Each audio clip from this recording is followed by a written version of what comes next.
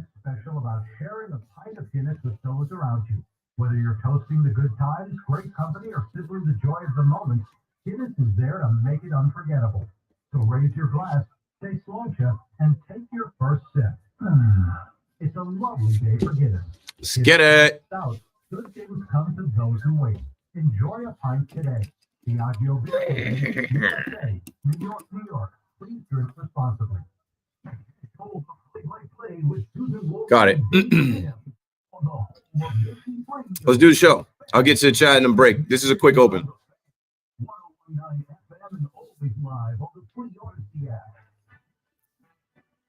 Oh, damn, that's the old open. I don't care at all. It's okay. Ryan might care. It doesn't matter. It's fine with me. Just switch for your own knowledge.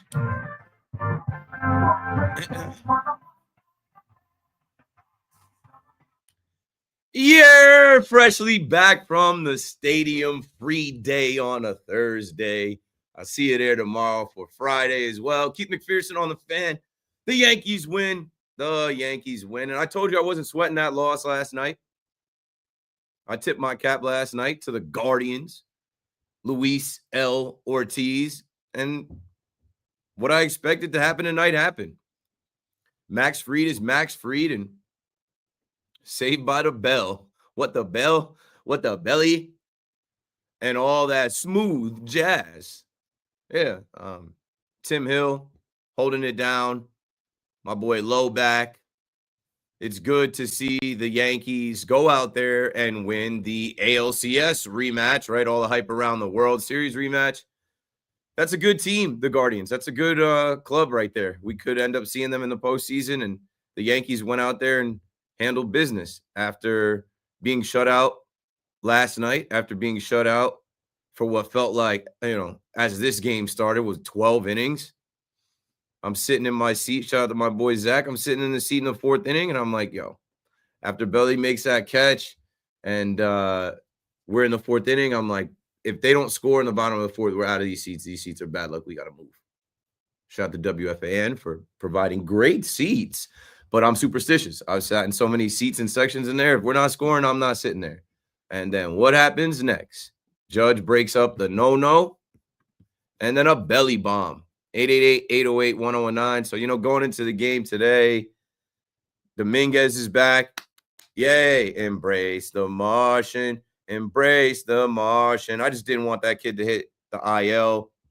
He's been solid. He's been having a good year. You have Weaver go down. You didn't want to see both of them go down. And then, Goldie is able to get some rest. So young Ben Rice gets to play first base. And DJ too. DJ gets to, take a seat and have a day off. Those guys are 36 and 37 years old. Scheduled rest is needed. It's a long marathon. And, going into this game, the first inning, Max Fried, his pitch count got up there. And you kind of get worried. Anybody would if your starting pitcher has almost 30 pitches in the first inning. I mean, he almost struck out the side to start, but that pesky J-Ram, Jose Ramirez, he does not stop hitting. I just look at him, and I'm like, why did you do this to your career? Why did you decide you wanted to be a Cleveland Indian, Guardian, Progressive Field, Ohio forever? Like, when is his contract up? Like, he should reconsider. With all the money that people are making and how good he is, like, why would you want to stay there? You're not going to win anything there. Anyways, it is what it is. This Slade Ciccione, I knew last night when I was talking about it. I tipped my cap to Luis L. Ortiz, but I'm like, this guy's not about to come in here and shove against the Yankees. And he was doing all right for a little while, but then the Yankees broke through. And the fans were ready because, like I said, that scoreless innings streak was going. And Max Fried, I think I wrote in my notes, Max Fried was at 73 pitches when Slade Ciccione was at 37 pitches. But whatever. 888-808-1019. Fried is a master at work. I think he retired like 11 straight until he gave up a walk. He's the stopper. I think I heard Dave Sims say that he's 7-0 after a Yankees loss. Great. You love to see it. You love to have an ace like that because Also, the narrative last night was, okay, how does Max Fried bounce back from what we saw against the Dodgers? These are two teams that the Yankees faced last year without him. And, I had the thought driving away from Yankee Stadium how solid the team is with guys like Max Fried, like Cody Bellinger that we did not have last year. We'll play some audio from both of them when we come back, but I think this team is better this year. I know there's people that are going to tell you, no, they're not better until we see whether they can get back to the World Series or not. Well, it's hard to get to the World Series. We don't know how that's going to shake out.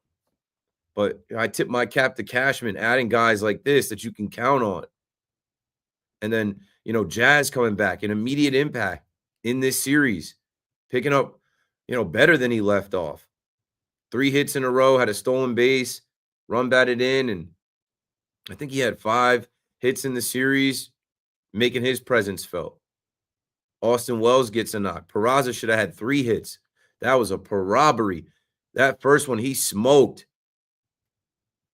Still an out, but he ends up with 2 hits. So just a good night at the ballpark. It was hot as hell. It was a sauna out there. I was out there early today. We were working on a little project, and I'm like, it's about to hit 90. I cannot wait to go home. I mean, I can't wait to host a show tonight because there's so much to talk about, but I can't wait to go home and shower. That, you know what I mean? Like, if you were out there all day, that shower, some of you are driving home right now from the stadium, do not get in the bed. I don't know what type of time you're on, but do not get in the bed after being out there in Yankee Stadium, sweating in the sun. Rinse off good. I cannot wait to go home and have my shower at 2:30 in the morning and just fall into the bed, pass out, wake up tomorrow, and then the time will go right by, and we're back at the stadium for the Boston Red Sox. 888-808-1019. On my screen in here is not the NBA Finals. We'll talk about it at some point. On my screen is a game that I was listening to at Yankee Stadium. I was listening to Mets Radio 880, and then they cut the Mets on in the bodega. And, the Mets blew a 4-0 lead to the Los Angeles Dodgers. And I know they worked the split, but it probably feels like a loss. I'm not a Met fan. I don't know how you guys feel, but that's super disappointing, especially when Pete Alonso comes out, paid Pete, who I was talking about last night, talking about this guy getting his money and talking about how this guy saw David Wright out there, and he's like, oh, I'm chasing your record down tonight. I mean, he is 1 away, I believe. Pete Alonso comes out and he hits that home run. And last night he also said, about putting the game behind him because they were looking to take this series on the road, and they had it in hand. You hear that Francisco Lindor has a broken right pinky toe. He wasn't in the lineup today, and he was going to try and play through it, but he's day-to-day, so he wasn't in the lineup today. But it's okay. You get home runs from Pete Alonso, Brandon Nimmo, Starling Marte, and you have an opportunity to take this road series, but you leave runners on in scoring position, a couple mistakes in the infield, and ultimately you leave with the split and you leave with the series, the season series. All right, you got that last night where the Mets and the Dodgers face off in the postseason. The Mets will have home field advantage, and we expect that to happen. We expect them to cross paths again, but it would have been nice, right? It would have been nice to win this one. It definitely feels like a loss when it's Michael Conforto with 2 outs doing it to you, former Met, who, I was taking calls about why the Dodgers even waste their time with Michael Conforto, right? The Dodgers don't waste their time with anyone, really. Why is Conforto even in the lineup batting 167? Well, he came through today. And, I mean, David Peterson owns Shohei Ohtani. He goes 7 innings, 7 hits, gives up 3 runs, 6 strikeouts. That last strikeout of Ohtani was awesome. He was fired up, but ultimately, you lose this one, and it doesn't feel great.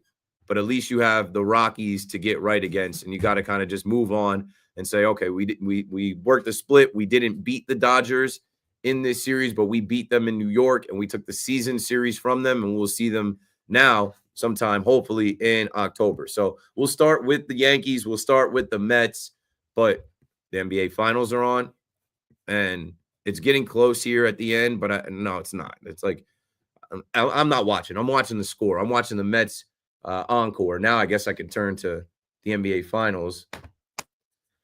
I think it's Pacers I think it's Thunder in 5. I think they'll let the Pacers get one game to extend the series in Indy, but like I don't see OKC losing this. The Pacers are down 6 here with 2 minutes. Anything could happen. But let's see. I'll keep an eye on that. We'll start with the baseball. Aaron Rodgers is the song that doesn't end. Daniel Jones. Ooh. All right. I might have spoke too soon. This is giving me some flashbacks of game 1 with the Pacers and the Knicks. Let's take a break here.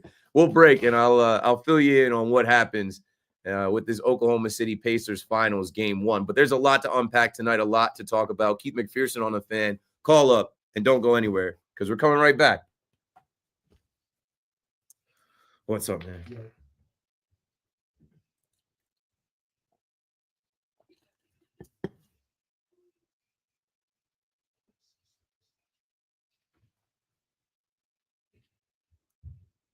Good evening at 11 o'clock. I'm Marco Belletti. Well, Max Fried continues to dominate 6 innings, 1 hit ball, 7 Ks as the Yankees play the Guardians 4-0. Mm-hmm. Just surprised me, that's all. Oh, my bad. I should have said that we were taking it to the top. Cody Bellinger went deep, knocked in 3. Jazz Chisholm 3 hits, including a rookie single. Bombers won 8 of 11. Brett Beatty, a costly error in the 8th, allowed the tying run to score. Dodgers 23 in the inning, rallied by the Mets 6-5. Mets settled for a split, but seemed to give 2 of them away.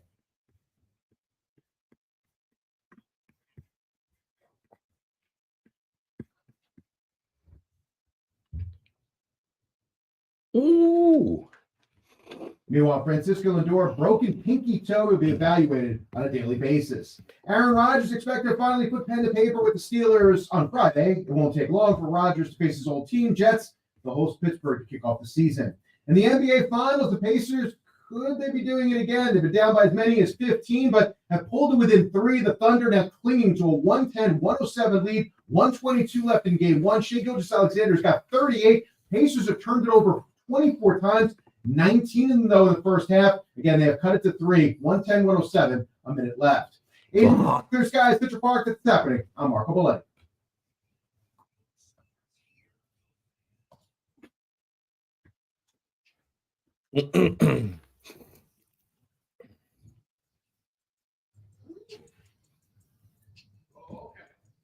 And 1. I'm here. I'm just watching the game. I'm glad I went to that break, got the update in. Shout out to Marco coming in quickly. I'm like, let me not speak too soon. Let me not go ahead and just roll into the Thunder are going to beat these guys. I'm like, I'm getting flashbacks of game 1 with the Knicks. It's a 1-point game. Are the Thunder about to blow a 15-point lead? They might. 23 seconds left. Ball out of bounds. Pacers ball? No. Thunder ball. This is sick though, because honestly, I was in Yankee Stadium. I popped in the Hard Rock. Shout out to my guy Chris and all the good folks over at the Hard Rock. I popped in there when the game started, and it seemed like the Thunder were in control most of the way. Yeah, that ball's off Siakam. No. Right there, it's off of Siakam's hand. Oh, okay. Yeah, and it makes it tough too in here with no sound.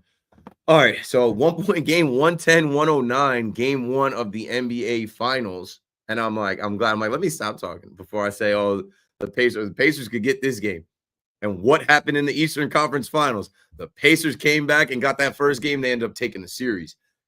And they weren't favored. They weren't picked to beat the Knicks in that series. They're certainly not favored and picked to beat the Thunder in this series, but that's why we watch. That's why we talk about this stuff. And that's on the table too. I think I mentioned Aaron Rodgers is a song that doesn't end. Aaron Rodgers, he must have been listening to Joy Taylor a week ago when Joy Taylor was going off about, Steelers, they're a storied franchise. Like, what is he doing? He's not showing up to OTAs? No, he's about to be 42 at the end of this next season. He's not signed. He's not there. But how funny is it? 3 years in a row, Jets fans, week 1, the Aaron Rodgers story is there. From the Achilles to his healthy return with the 49ers game. And then now he's going to come back with Sixburg They might have to flex that game. That's a 1 o'clock game in MetLife. They might flex that. They might have to make that Sunday Night Football. 888-808-1019. Aaron Rodgers is a song that doesn't end. He's not done. He's done. Like, I think he's cooked. He's done. Like, I think he's a statue. I think he doesn't have much. What do I know? I don't know what they're going to cook up in Pittsburgh with Tomlin, and I believe this was in the works for a long time, and they just kind of waited on it. I'm looking forward to seeing Aaron Rodgers in that division. People have been making jokes about Joe Flacco versus Aaron Rodgers, the AARP. And this is crazy right here. They're reviewing this to see if there was a foul in this play. And in the NBA, Alex, let me know what he says when you hear him. In the NBA, the end of the game, 2-minute report, missed calls happen every single time. But this is the finals. They got to get it right. And, this could swing the last possession of the game. Nah, you can't call a foul there. Anyway, I'm just going to put everything out there, and then you call up and we talk about it, because this is a 3-hour show. Of course, we're going to talk about the Yankees. Of course, we're going to talk about the Mets. Of course, now we're going to talk Jets and Aaron Rodgers and how we went from Aaron Glenn should bring Aaron Rodgers back, right? So that he starts off with a veteran quarterback, and is Aaron Rodgers going to return? And then that whole saga with Pat McAfee and people thinking that the whole reason, and this is a great game right here. Push the ball. It's 5 seconds. What the hell? Burton? Bang! Oh! They've done it again. The Pacers. This is what they do. This is exactly who they are. Take a look at it. Make sure it's good. They show Halliburton's dad, Shaquille O'Neal. I mean, SGA had the ball, trying to make a play in the paint, clanks off the back iron. And I'm saying 8 seconds, 7 seconds, 6 seconds, push the ball. Halliburton is cold-blooded as hell, boy. Woo! That's not a 3. He's inside, but they don't need a 3. All they needed was a 2. And with the shot clock going down, let's see, did it get out of his hand? It's clearly out of his hand. Rattles it in. The Pacers win game 1. Are you kidding me? 888-808-1019. I really was going to try to not talk about the Winter Mets, the blue and orange basketball team that plays in the middle of Manhattan. I was trying to leave the KNICKS out of this, but they're showing right now the game tying 3, or it wasn't. It was a game tying 3, not the game winner where he threw up the choke sign. That's immediately what they go to, is show the Knicks losing game 1 in a similar fashion from the same guy on the Pacers hitting the game-winning shot. Riveting. I'm happy for that guy. Got voted the most overrated player in the NBA by his peers. Overrate that is his slogan. He signs with Puma. Now, don't be mad because somebody smudged your Puma. And Tyrese Halliburton they're about to end this ball, inbound this ball. It's 0.3 seconds. It's wraps. 111, 110. The Pacers go and steal game 1. They weren't supposed to win this game. It's eerily similar. The Knicks blew a 16-point lead. The Pacers blew a 15-point lead. Just when you're ready to go to sleep, these guys wake up and they rob you for everything. That is another game that swings the series now. I should have bet on them. No one would. It's a little different than the Knicks, but it's still a 15-point lead at home when you're heavy favorites. Gotta love it, man. Sports. The sports are sportsing. 888-808-1019. I'll get some calls in here in a minute. I haven't taken a call yet. I don't have any yet. But I'm trying to set the stage for everything that we could talk about tonight. From the Yankees and their win, I kind of went through the themes and things there. I haven't mentioned too much about, the pitching outside of Max Fried. We will play some audio from Max Fried. Oh, I know what I wanted to mention with that, going back around.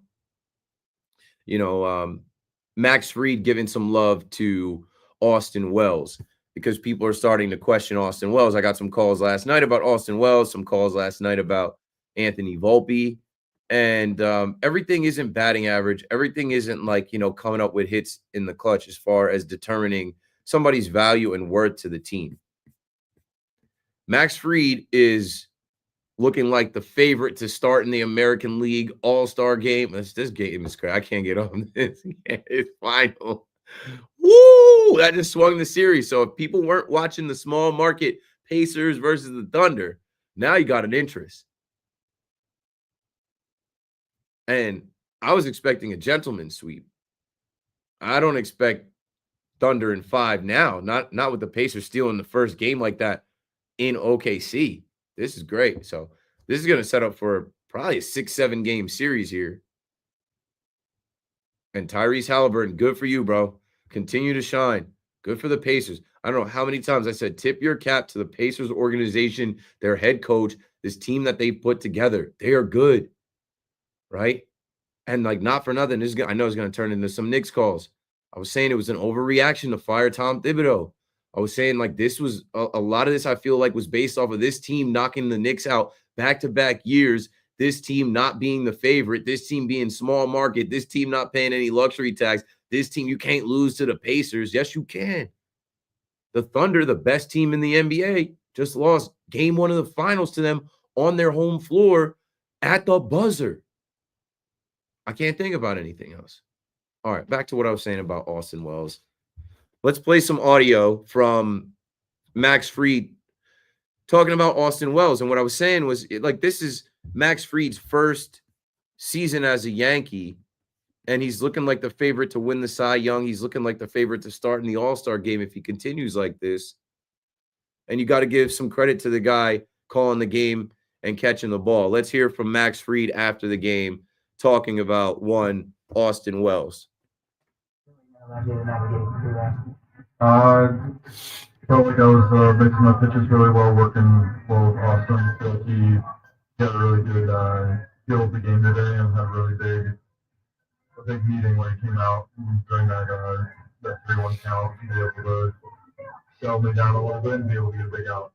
He's been doing a great job of kind of learning me and seeing things throughout the game and been leaning on him a lot. And then on top of that, he has some really nice defensive plays. Both belly, a lot of, just made my job a lot easier. Credit to Austin Wells. He's got to bring his bat. He's got to get that average up. They're batting him low in the lineup. This is a guy who was hitting behind Judge. This is a guy who finished 3rd in the Rookie of the Year voting last year. But you're hearing Max Fried give him that type of cred, that type of love. It is what it is. 2 strikeouts tonight, but he had a hit. And there's also an article in the New York Post, Yankees catching strength on full display across all of MLB with special emphasis on standing out. So, I think I also said last night with Wellesley, he was supposed to be a bat first guy. They weren't sure about his catching skills, him calling a game, his framing, stuff like that when he was coming up in the minors. And quickly that has flipped. That has changed. So when you have other hitters on the team, like the best hitter in the game in Judge, like Cody Bellinger, a former MVP, like Jazz Chisholm, you can kind of mask a little bit of an inconsistent start for Austin Wells at the plate. 888-808-1019. Let's bring some callers in. Ari's in Bergenfield, New Jersey on the fan. What's up, Ari? What up, yo? No, man, excited, man. The Yankees, I like the bounce back. Like you said, you took your hat to the Guardians, but we won the series, right? That's what it's about. Keep winning these series. And, it's nice to see Belly doing his thing, warming up. Everybody's talking about, Soto's going to warm up. Soto's going to warm up. I think Belly's already hot, And real quick, just wanted to give a shout out to that kid that, we'll play Belly's audio next. Shout out to him. And his name is Jesus, by the way. Yeah, thanks for the call, Ari. Soto. I wasn't gonna say SOTO either. We'll get there at some point. I just think it's ridiculous how much we make of a guy smiling and doing a shuffle. Like, bro, still gotta hit and produce and get those numbers up. But whatever makes you feel better about it. Like when It split the series, but at least he flipped the water bottle. Good, good. I mean, he's happy. He's happy. Look at him. See, he doesn't hate being a Met. Makes you feel better about being a Met fan. Belly, Saved by the Bell. Yeah, when Belly made that catch, I felt like he was going to carry that energy over, and he did. And I'm in the stadium, so I couldn't, like, where I'm sitting behind home plate, not flexing, just saying where I was at. I can't see the kid, but I did end up seeing the video on Twitter. And you know what that is? Yankee fans watching the game and Yankee fans not doing what they saw a fan do with Judge on the baseline, on the coming down the foul line in game 1, where the fan reached over and they had to review it and call fan interference. That was a kid who knew better than a grown man. Do not reach over and try and catch that ball. Let Cody Bellinger make the play, and he did. Now, you said something about Belly heating up. Now, I've been patient with Belly. I had a tweet. You know, a lot of people love to give you the freezing cold takes or let you know when your tweets don't age well. But I had a tweet that aged very well from April about Cody Bellinger being great in spring training. I remember sitting in with Dave and Susan, and they asked me who I was most excited to see this season based off of what I saw in spring training. Number 1 was Ben Rice, pretty good. And number 2 was Cody Bellinger, because I felt like, man, he looked right in the uniform. The pinstripes weren't heavy to him. He came in and, you know, Clay's kid, he was ready to go. But he had the back issue. He had food poisoning. And he has to play 3 different positions, which he does effortlessly. But let's hear from Cody Bellinger talking about his start to the season, the adjustments he made, and what you're seeing now pretty consistently. He went on that like 15-game hitting streak heater, and he's been pretty clutch and hitting behind Judge. He has been as solid as you could want a guy to be right now. We're talking about Wells hitting behind Judge last year, like Belly right now, pretty good. Let's hear from him.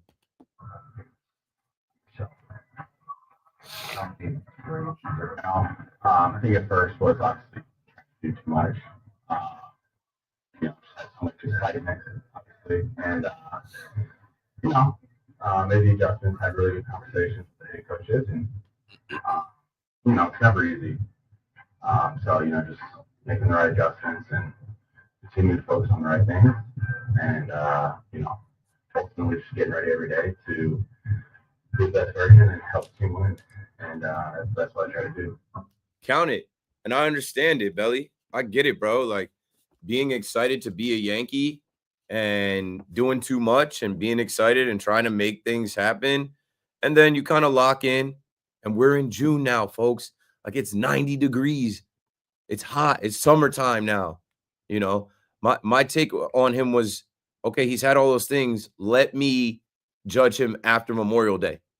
And going into Memorial Day, coming off the Subway Series, he was pretty good. And looking at him now, like, yeah, that's why I mentioned former MVP. This is a guy with a swing built for that stadium, a guy that knows what it means to be a Yankee, and he's making adjustments. He's looking pretty good. And I love the accountability. You know, I love the accountability of saying, like, I was trying to do too much. I had to just focus on some things. He said I was really excited, made some adjustments. And now he's having success. So keep it going. 888-808-1019 as we keep it going. Artie in Rockland on the fan. What's up, Artie? Hey, how you doing, Keith? Good. I want to say 3 quick things. First of all, I'm 75 years old. I've been listening to the fan from day one. I've heard the best. They're all great. I got to tell you something. You're great also. I'm not saying it because I'm trying to butter you up. I think you are so entertaining. I love listening to you, and I can listen to you talk all day long. You're knowledgeable. You can bring a fresh attitude to the fan. You're a Yankees fan, which I love. And a second thing, you're always talking about your son. Well, my granddaughter, I only have one grandchild. She was born April 2023. Your son and my granddaughter are about the same age, right? Yeah. April 13th. Yep. And my granddaughter April 21st, 8 days apart. And whenever you talk about it, I know what you're going to do because my granddaughter is the same thing. Those are the 2 things I wanted to start with. And I just think you're just wonderful to listen to. Thank you, Artie. I appreciate it. Thank you for the kind words. One other thing I want to say. Aaron Judge has had a very similar career to Sandy Koufax in a weird way. Koufax took 5 years before he was great. And when he was the greatest thing for 6 years that anybody ever saw. And he made the Hall of Fame with only 175 wins. Aaron Judge is doing like the same thing. It took him forever to really become great. He was older already, and he's had 5 or 6 great years. And he's 50 home runs almost every year. He may never get the 500 homers. Koufax never even got the 200 wins. But clearly, everybody who saw Koufax said it's the greatest pitcher they ever saw. And people who see Judge say he may be the greatest ball player all around. What do you think of my comparison? I'm not, too well versed on Sandy Koufax, but I'm definitely well versed on Aaron Judge. Artie, thank you for the call and just being kind and being real. I'm extremely flattered by what you said, and it means a lot. But Judge, I was there on Judgment Day. I watched when he came up in 2016, went back to back with Tyler Austin. I think we forget that in 2017 he broke the rookie home run record. And if there wasn't for the juice balls, it would probably still stand. He also went to the home run derby that rookie year. Cody Bellinger was in it. Stanton was in it. They weren't Yankees yet. And he won that down in Miami. One and done, never did it again. Oh, and he was also a part of a team that got to Game 7 of the ALCS. Like, Judge has been great. But you know what it was? Judge was hurt. He had the cracked first rib. He had the hit by pitch. He ran into a wall. So I think just in those first 5-6 seasons, injuries took him off the field. And when we look back at his numbers and what, he was, 2022, I think a lot of people felt like was just a prove it year because he was going for the contract to get the bag, and he did. I mean, he broke the American League home run record. He holds the steroid-free home run record, and we all got to watch that, and it was ridiculous. But then, last year, we thought he was going to do it again. And, even going back to 2022, he was short of the Triple Crown just by a little bit. Luis Arias, they basically took him out of the last series to hold his batting average where it was, but Judge was right on his heels. And, this year, we might watch Judge get the Triple Crown and hit another 50 homers, and that's insane. Miguel Cabrera in 2012, it's been a long time since someone has been able to get that Triple Crown. I think Vladdy was close, but what we're seeing with Judge, it is regular for him. He's batting 392. We're waiting for him to not be around 400. We're waiting for his average to drop. And now that it's getting hot again, and that ball's going to start flying out of there. And you know what, bro? Tonight, I was in the Hard Rock laughing because they threw 3 balls to Judge, and they didn't throw ball 4. They just said, walk him. He got intentionally walked after watching 3 pitches out of the zone. So he is just a different kind of guy. I'm not as versed in Sandy Koufax's first 5 years, but I've been there. I was literally saying it today to someone. I'm watching Judge's at bat, and shout out A Boogie was in there, and Legends, and Judge comes up, and his song is A Boogie and Pop Smoke. And so they're filming that, but then, we're watching how many phones come out when Judge comes up to the plate. And this is the at bat where he doubled, but people are filming Judge because he might homer at any time. And I don't take my phone out. Until Belly homers. But I had said to my guy, I don't care to even film a Judge homer right now. Because my camera roll, I probably have 20 of these, and I've probably live seen Judge homer 100 times in here. Since 2016, 17, 18, 19 to now, it's pretty commonplace for Judge to homer, and I don't need the keepsake. I don't need to capture it on my phone. Let's go to Lakewood and talk to Michael next. Michael, you're on the fan. Go for it. Hey, what's up? What's up, man? Yeah, long time listener, first time caller. Ding, ding, ding. Yeah, great win today.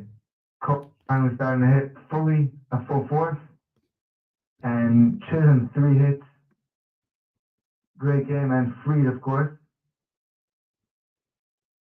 Yep, and Tim Hill and Loizaga coming in there. What else? Which is great. 1 point on the finals. They didn't just do it to us. They did it to Sunday also. Just said that. Thanks for the call, Michael. That's what it was. It was eerily similar, and like my show started, and I went from looking at the box score, and it was like, I think it was like 108, 99, and I'm like, oh, this game's over. And then I look at the time that's left, and like I said, I was watching Mets Encore on SNY. That went final. I turned to ABC, and I'm like, wait a minute. I'm like, this game's not over yet. There's 2 minutes left. Anything can happen. I'm like, let's go to break before I speak too soon about this game. And then I watched them with the Siakam play, review that, and then play defense and get stops, and then ultimately Tyrese Halliburton again, bro. He did this to the Cavaliers. He did this to the Knicks, and he just did this to the Oklahoma City Thunder. He's putting together a hell of a run. If they win this whole thing, like, he's goated in Indiana. And you could say what you want about him. You could say New York made him, and Wally Zerbiak called him out, and him versus the Knicks. Like, he threw up that choke sign, but then went ahead and beat the Knicks in overtime and then beat the Knicks in the series. He is goated in Indiana.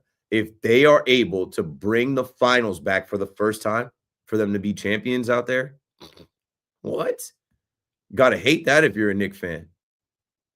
And like I said, I'm not trying to make this a Knicks night because we've been doing a ton of it and we have a lot of other things to talk about. I want to get into the Daniel Jones conversation because I was talking about that months ago, about how we're going to see Daniel Jones indoors in Indy balling. Speaking of Indy, with the Colts, right?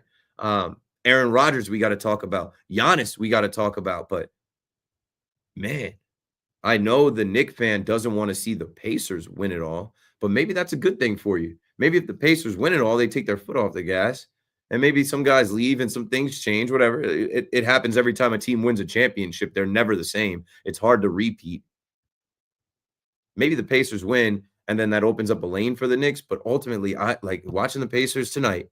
This is who they are. That's in their DNA. That's what they do. And I can't help but think that the Knicks, again, I won't say it's a knee-jerk reaction, but I think it was an overreaction to fire the coach when you could just run it back and potentially knock this Pacers team. I don't know. I can't predict the future. Let's keep it going with the calls right now before we get to the next break. Justin is in Floral Park. Welcome back, Justin. You're on the fan. What's going on, brother? There, in the legend, my pops. I'm telling you, Freed, tough start for him, but he buckled down, gave us 6 strong, and we were able to hold off. You know, that inning with Liner, he drives me crazy sometimes, but they got it done. Oh, you just brought something to my attention that I didn't speak of yet. That play with I mean, he has had some good moments and some bad moments, but not even him, because Tim Hill saved us there. The play with the runner going from second to third. Hill did not pitch against Freed. Well, we're gonna say that forever. That's what everybody was talking about tonight. We can't go backwards. So this guy should have pitched against Freeman. I mean, come on. But going back to the World Series, the play with the runner going from second to third and Volpe making the throw to Jazz at third, I'm like, flashbacks. Deja vu. Keith, I'm telling you, we must have been echoing each other because I said the same exact thing, Keith. It was unbelievable. But listen, Judge is getting like Barry Bonds treatment now, Keith. It's like unbelievable. I mean, he's getting like 1 at bat a game. It's crazy. I don't mind it. Like, I laugh at it. I thought that was hilarious. I'm like, But you made him pay. I love it. Sure. Once, one other thing though, Keith. Do you think they should move flip-flop on Dominguez and Wells? I feel like Wells is more of a run producer than Dominguez in the lineup. Well, Dominguez just came back, and honestly, Dominguez should be higher, but like, he's a threat lower, and they've kind of kept him lower in the lineup. I don't know. I think the highest he's probably been this year is 5th. Wells has just been like, he's been struggling a bit here. Like, The ball back on the ball. I just feel like, and there's always those RBI chances with Dominguez tonight, and he didn't get anything done. But it is what it is. yeah, in his last 46 at bats, he's got 9 hits. He's like, yeah. And last thing, this NBA NBA, I mean, unbelievable. So you got to tip your hat to Indiana. They are road. They just comeback kids, man. I mean, how Can't kill him. Can't put him away. They just hang around. this point guard, Nesmith, whatever his name is, he is amazing. I mean, he just wants to rock. He does pick and roll, great with Turner, and it's just unstoppable. And listen, I think OKC will adjust. I think they'll blow them out in game 2. But I'm telling you, man, the Pacers might win this series. I thought this was going to be a laughable series, 5-6 games. This could go the distance, Keith. Yes, sir. Thanks for the call, Justin. I know you said Aaron Nesmith, but I know you meant Tyrese Halliburton. And it's okay. That's what I'm here for. Alex smiled at me. I know who you meant. Because Nesmith is a small forward. And that's what I'm talking about. Halliburton, their point guard. When you talk about the pick and roll, like regardless, pick and roll, whatever, like he's got ice in his veins to know I'm taking the shot. I'm the guy and not miss the shot. Like I saw him kill the Cavaliers this year. I saw him do it to the Knicks with that shot that you will remember forever as a Knicks fan. How did that ball hang in the sky and drop straight back down into the hoop? Throws up the choke sign. And now I just saw him do it to the Oklahoma City Thunder. They're in shock now. And this is a young Thunder team for the most part. They've been good all year. Yeah, they have pieces like Alex Caruso, a champion, and Isaiah Hartenstein, who are tough. But, like, this is a punch that they have to immediately rebound from, or they're gonna get got. They should have won this game. The Thunder won the first quarter 29-20. They won the second quarter 28-25. Now the Pacers came out of halftime with the right intensity. They won the third quarter 31-28, and then they beat them in the fourth quarter by 10 points, 35-25. That you can't. I don't know why this keeps happening. You got to know that about them. You can't count them out. You can't put them away. Like I said, when you go to lay down at night, if you didn't lock that door, here come the Pacers. 888-808-1019. Let's break here. It's 11:30 already, but I have a bunch of calls. I think people want to talk about Judge now that we're talking about Judge and Sandy Koufax and Judge and Miguel Cabrera and the Triple Crown and Judge's first 5 years and what Judge is doing. This is what we're seeing with Aaron Judge. I probably have an Instagram or TikTok video where I talked about it. What we're seeing with Aaron Judge is dad strength. He's a father now. What we're seeing with Aaron Judge is he failed at the highest level and he got mocked. And I don't know how many times I'm on Twitter that people want to just write, Judge is a Mr. May or Judge can't perform in October or put the gif of him dropping that catch in center field. And then also he failed at the highest level, the World Series. Once you go through that, he's so locked and dialed in now. Like, let's get him to October. I know we got to go day by day, game by game, series by series, week to week. I think this October, you're going to see a different kind of Judge, and they're not going to pitch to him. So the rest of these guys, like Belly, like Goldie, like Ben Rice, Jazz, whoever else Cashman adds at the deadline, they're going to have a perfect opportunity to cash in. Keith McPherson on the fan dial, 888-808-1019. KM to AM returns right after this. Smoking it easily, killing shit easily. Let me tap in with the chat though. The call from Artie and Rockland was really nice, and a lot of times, like on the internet and even on air, like people are dickheads. Like I've had some people in this recent couple weeks call up and be shitty, and I think what's happening is like. People hear that. They listen to this radio station. I met a guy today. Shout out to Billy from Bay Shore. And he was like, bro, I was listening to your show when that guy tried to call in and tell you not to talk about your family and stop talking about yourself and like try to take a shot at you. And like, man, you got to. I'm on the air for 5 hours a night. 3 to 5 hours a night. It can't all be sports. Out of anybody here, I can talk about all the sports, plenty. But I'm a human being. I'm a person. I'm going to talk about my life. I'm doing this for my wife, my son, my mom. I'm doing this to take care of my family. I'm getting paid. And like the better I am at performing, the better I am at hosting the show, the more opportunities there'll be for me to take care of my family. So wanted to start with that, man. Positive energy. Like some people can call and just be super nice. Like It goes a lot further than, random people just hating. Bourbon Legends trying to work on something. What's the group called in here? KM Crazies? Why they gotta be crazy? Because they stay up to watch me on a stream and talk sports till 2 a.m. Let the Aaron Rodgers song ring out because it is the song I never. I'll perform it one time for you when we get there. I'll perform it one time for you when we get there. What's the news about Rodgers? He's back. He's gonna put that Steelers helmet on. I ain't taking no Mets calls. A Met fan don't want to talk to me, and that's fine. I already talked about the Mets blowing the series win they should have had, and they end up splitting with the Dodgers. Let's see. Yeah, you guys. See, I appreciate the chat works on its own. You know what I'm about to do too? I'm about to make my guy Jersey Joe a mod. Let me go to YouTube right now. Just because Joe is from the OT. Joe is from my town, and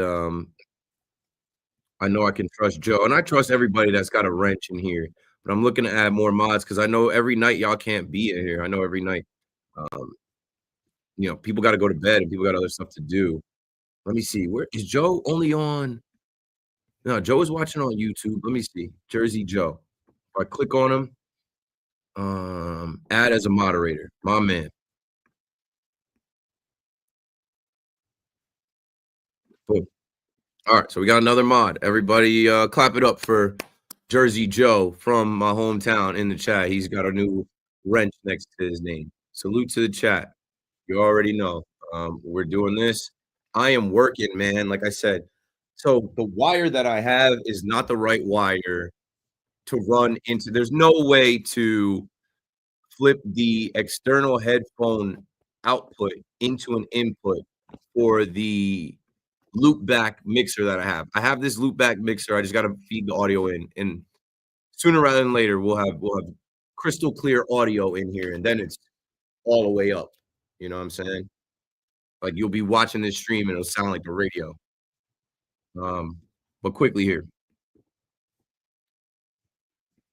What's going on, Keith? Got my hands on a Nintendo Switch at Switch 2 at bro. I saw my boy Joe's McFly went and got when I saw the lines. I don't play video games, but shout out to y'all for going and waiting in line to get a Nintendo Switch. Reed has a 1.7 ERA. That is amazing. Yeah.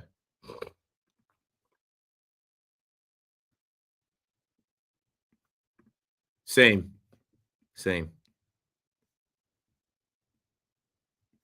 I was at that game. I lost money. Bro, I lost my mind for a minute. I don't think I ran out of there faster. I was with my wife, game 7. We were sitting half court. We were in the last row of the lower bowl. And there's a video of me got hella views because when that happens, I'm filming myself. I look up and I look down at the camera and I don't celebrate. And you just see people around celebrating. And I knew I'm like, that wasn't a 3. Salute. Great win. Let's get another one tomorrow.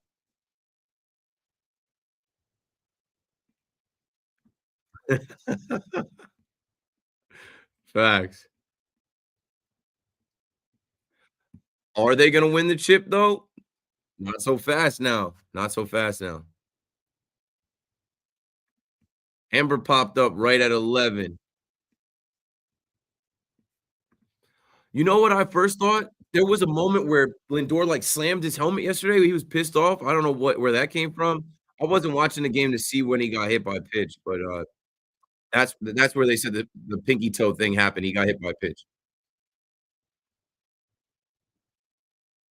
MLB webcast. Yeah, I gotta check that out next time they're putting the Yankees on Apple TV. 41, especially playing quarterback. Like you're gonna get hurt. All right, I'm 30 minutes away from getting the chat current. My boy Dre popped in 30 minutes ago, so the Pacers are good and Tibbs didn't need to be fired. That's what I'm saying, bro. Like this feels like an overreact. Like they're good. What if they're the champions? What if they're the champs? I'm not salty. A lot of y'all get me confused. I'm not salty. I don't care who wins. I think the Thunder ultimately are a better team and will win, but I'm not salty. Um,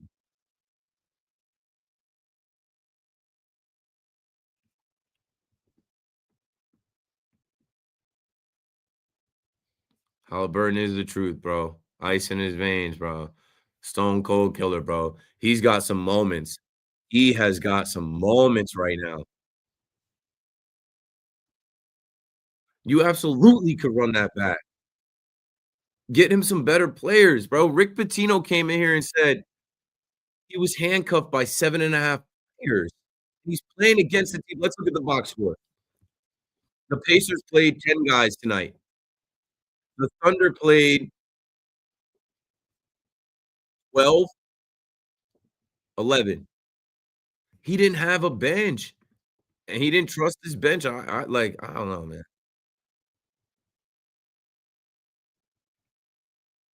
Crazy.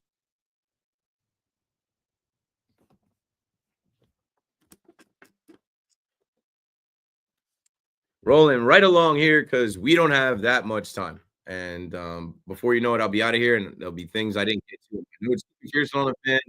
We are going to talk about everything. Obviously, we're talking about the Yankees. I don't think I'm going to get any Mets fans to call. That game ended so long ago, and the Mets fans are probably asleep thinking about playing, against the Rockies and Soto shuffling and Soto smiling and flipping a water bottle instead of thinking about blowing that game in that 4-0 lead against the Dodgers when they could have taken the series. So we'll focus on the Yanks. Aaron Judge, I think a lot of you guys heard. I think it was Hardy's call, and um, the comparison of Judge to Sandy Koufax and what I had to say. I'm sure you guys want to weigh in, but I got to weigh in on this finals. Shout out to my guy Bourbon Legend and everybody in the chat. We're still talking about that. Everyone's just kind of stunned at that Pacers comeback, and I said this is what they do. I've seen them do this the whole run.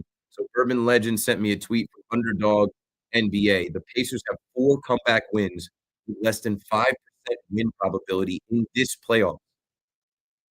They just did it in the finals, game 1. It was a 3.6 chance with 2:42 left in the fourth quarter. 3.6% chance. Improbable.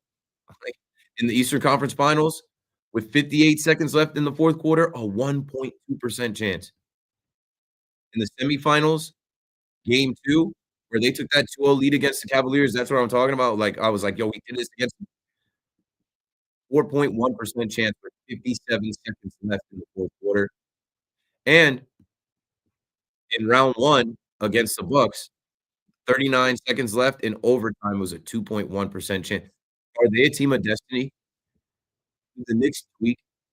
And when I say did the Knicks tweak, did the Knicks fire their coach and feel like they needed to make a move because they lost to the Pacers and the Pacers are just a team of destiny? Because that's a ridiculous tweet with 4 different situations that they overcame.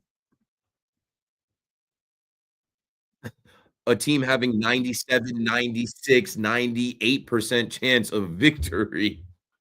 Ray is in Brooklyn on the Fan. Go for it, Ray. Always good to talk to you. Well, I don't even know what to say about this. I'm obviously disappointed. I'm angry, upset. Any adjective you use, I know yourself, feedback. Guys like Sal are echoing many of the same sentiments that I probably would. It's the key, and I immediately tweeted out knee-jerk reaction. So, and to me, it was a knee-jerk reaction. And you don't fix something that's not broke. I mean, your star player loves this guy. You just traded one of his best friends to you for Dante DiVincenzo. Like, how much more he gave you $107 back or whatever it was. How much more did David Brunson take? Like and key. He opens up a can of worms because now the next coach is gonna, whether they want Rick Brunson on the staff or not, they're gonna have to eat it because Rick Brunson is gonna be there. Because I can't imagine the Knicks saying, "Hey Rick, you gotta get lost too." Now that would be the last time Jalen Brunson. Jalen Brunson might be like this.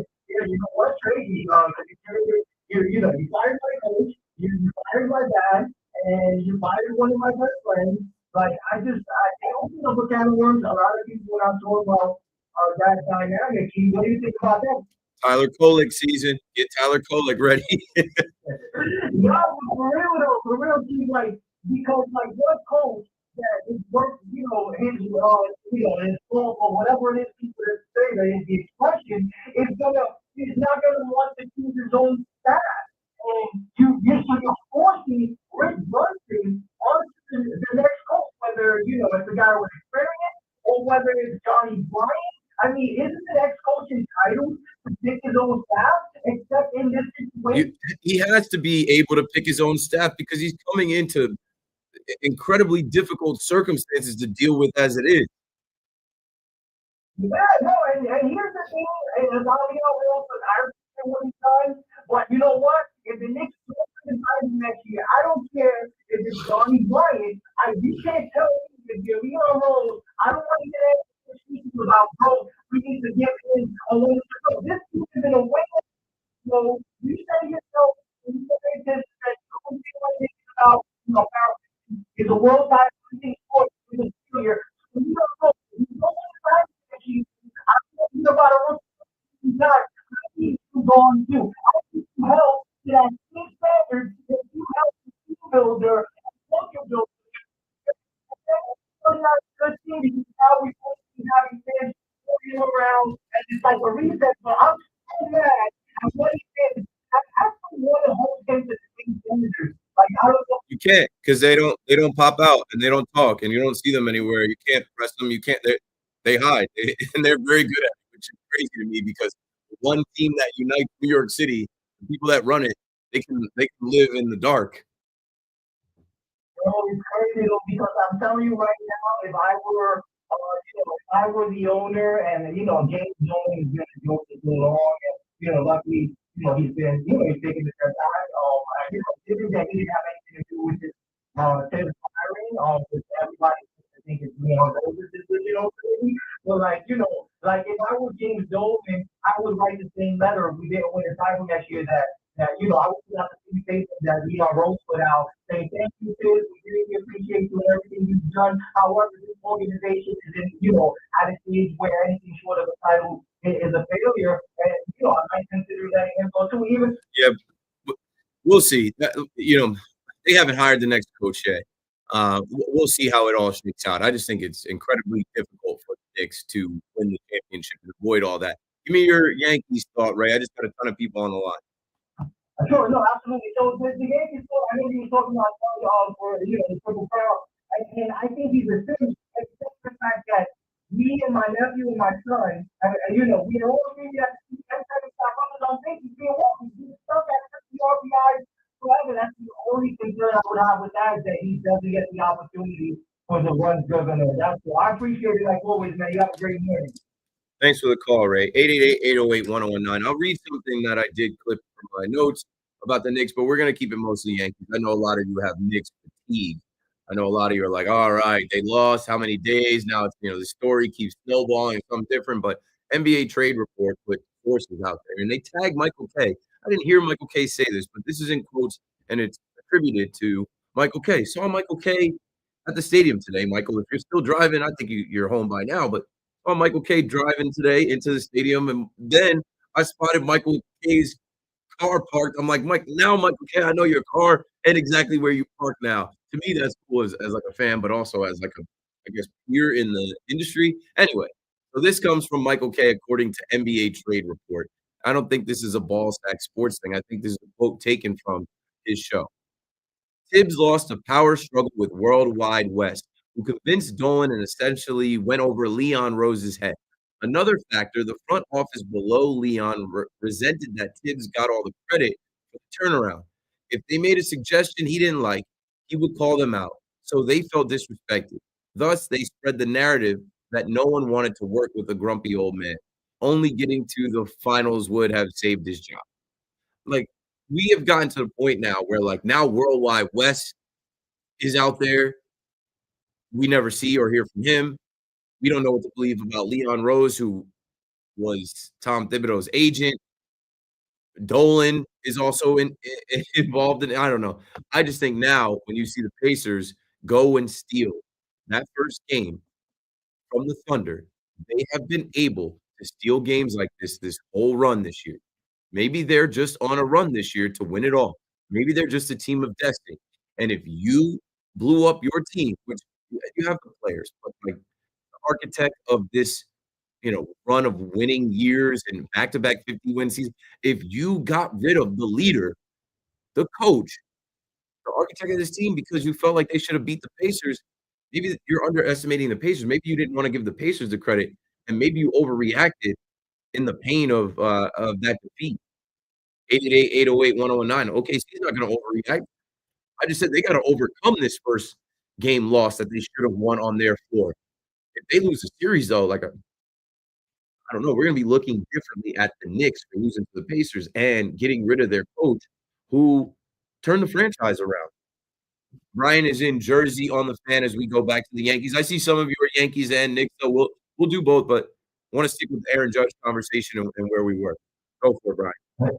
Hey, how's it going? Good. I listen to you on my way home from work every night. I like you, but the comment with Judge with the rookie home run record and it being broken, and it wouldn't have been broken without a juice ball. It's it's been 2 years later it was broken, so you can't say the juice ball. If you're going to say that, then you can't credit Judge with the American League home run record because he did it with what you're calling the juice ball.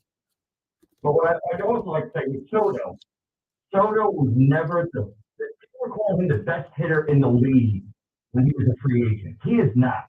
Judge is better. Otani's better. Freeman's better. He might have the best eye in the league, but he's not the best hitter in the league. But the thing with the home runs kind of irks me. But hey, I listen to you anyway, and God bless you, man. Yeah, thanks for the call, Brian. You're probably a Pete Alonso guy. You probably believe that Pete Alonso's 53 home runs in the juice ball year, 2 years after Judge hit the 52, you probably feel like, that's valid. But I think because we know there were juice balls, we know that Major League Baseball bought Rawlings and doctored the balls, we can kind of look. And if you want to go back to Judge's record, what did Judge's record stand for 60 plus years? It's a little different. It's a little different for Judge to be the AL home run king versus, Pete Alonso to have one more home run than Judge's rookie record in the juice ball year. But that's my opinion. This is the opinions business. I said what I said. It triggered you to call and give your opinion. Thanks for that. Let's keep it rolling. David is in Westfield. What's up, David? What's up, brother? So, there's always been batting averages kept Judge from the Triple Crown very close on 2 occasions. I've been worried about this home run total, especially since that home run down in Tampa when they were playing at the spring training facility. They got called back and he struck out on it. He's not even the leader right now. I think it's Cal Raleigh up there. So, ever since that home run got taken away, I've been wondering if that would ultimately be a problem when it came down to the Triple Crown. I think so the difference is 3. I think Judge has 21. Cal Raleigh has 24. Otani's in the middle with 23. I think that's close enough where a slow week for Cal Raleigh and a good week for Judge, that could flip. But yeah, you make a valid point that right now he's not in the league, but it's Judge. Like, he is the most prolific home run hitter in baseball. Cal Raleigh's having a great year. He's matching. I saw Rami tag me today to be like, hey, he's on pace to hit 64 home runs this year. I doubt he does that. But I also said it's getting hot. The ball's going to fly out. But maybe they don't pitch to Judge. Maybe they don't give Judge a pitch to hit. That's why I'm still in my head like that slider that he took middle against Luis L. Ortiz. I'm like, it was 87 mile an hour slider, middle. Like Judge got to swing and hit that out. But who knows? That's why we'll keep an eye on it. Thanks for the call, David. 888-808-1009. Judge's average is there, and I don't think he's that far off of the leader in home runs, where the leader also has to stay there. Otani has to stay there. Then if they do pitch to Judge is good for a couple 2-homer games. We've seen him have 3-homer games. He's good for when he does get pitches to hit, have a week where he's got multiple home runs. It's June 5th. Long way to go before any of that is decided. I would love to see him win the Triple Crown. He's going to win the MVP, in my opinion. And again, I go back to what I said about the difference in Judge this year. Get him to October. Why can't this be the year that, there might be some flaws with the Yankees team, but Judge just goes crazy in October. He carries the Yankees to the World Series and a win no matter who they face. The Dodgers, the Mets, or even in the American League, the Tigers. You just saw them beat the Guardians. Like,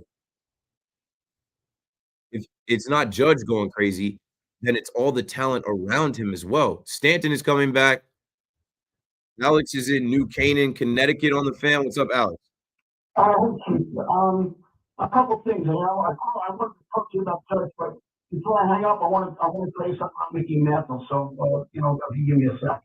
The thing with Judge now, as a Red Sox fan, and it's coming from Red Sox fan, I'm a baseball fan first. Judge is the best, could be the greatest right-handed hitter I have ever seen. And I love watching him bat all the time. And unfortunately, I hope you guys stop walking him. I don't want him walk. I want him given the opportunity to do what he does. And the thing that, I heard the reason I called, I heard he was compared with Koufax. And it started me thinking, like, I always compare him to, I wish I saw him play all the time. Or from the Red Sox, Ted Williams, because he won the Triple Crown twice. Him and Roger Holmes, the only people who won it 2 times.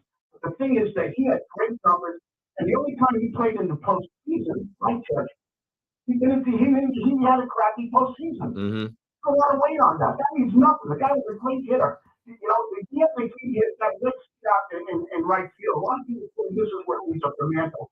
A lot of people, doubt that he ended the last game of the year in his career. He batted 398, and it was a doubleheader. And he went 6 for 8, and he ended up batting 406. And his last at that, he hit a home run that went 502 feet. He came off with that red seat, which a lot of people doubted that happened. And well, I don't doubt that it happened, even though I was a fan. I've seen all kinds of people say that they measured it, they needed ways to do it. And then you think about Mickey Mantle. And it happens that today, when you just said June 5th, because I remember, because I grew up in the Bronx, all my friends were Yankee fans. And I went to a lot of Yankee games, even though I was a Red Sox fan. And I loved watching Mickey Mantle, one of the greatest ball players I ever seen play. He hit 69 years ago today. Mickey Mantle hit the top side of Yankee Stadium. Can you imagine that? He almost hit it out of Yankee Stadium. That was 69 years ago today. Break after this call. He photographs of it. And he said that was the hardest ball he had ever hit. No, I challenge anybody or any major leagues to try and do what he did, to hit the facade. I don't know anyone else that's ever done that.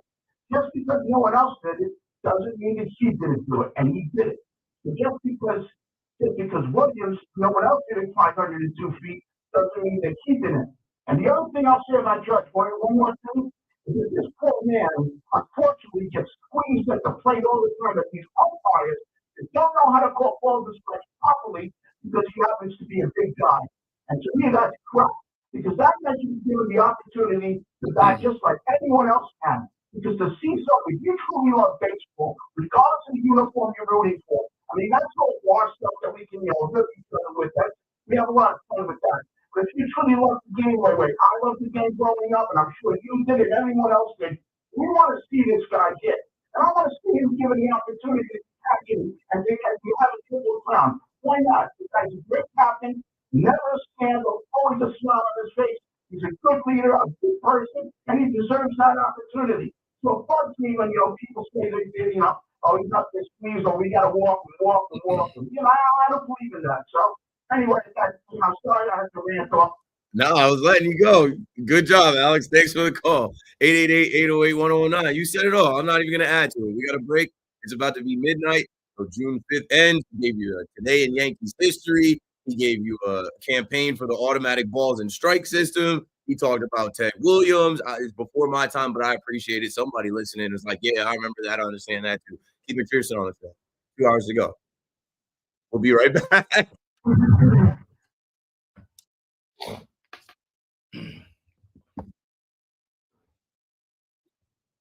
I got to charge my phone.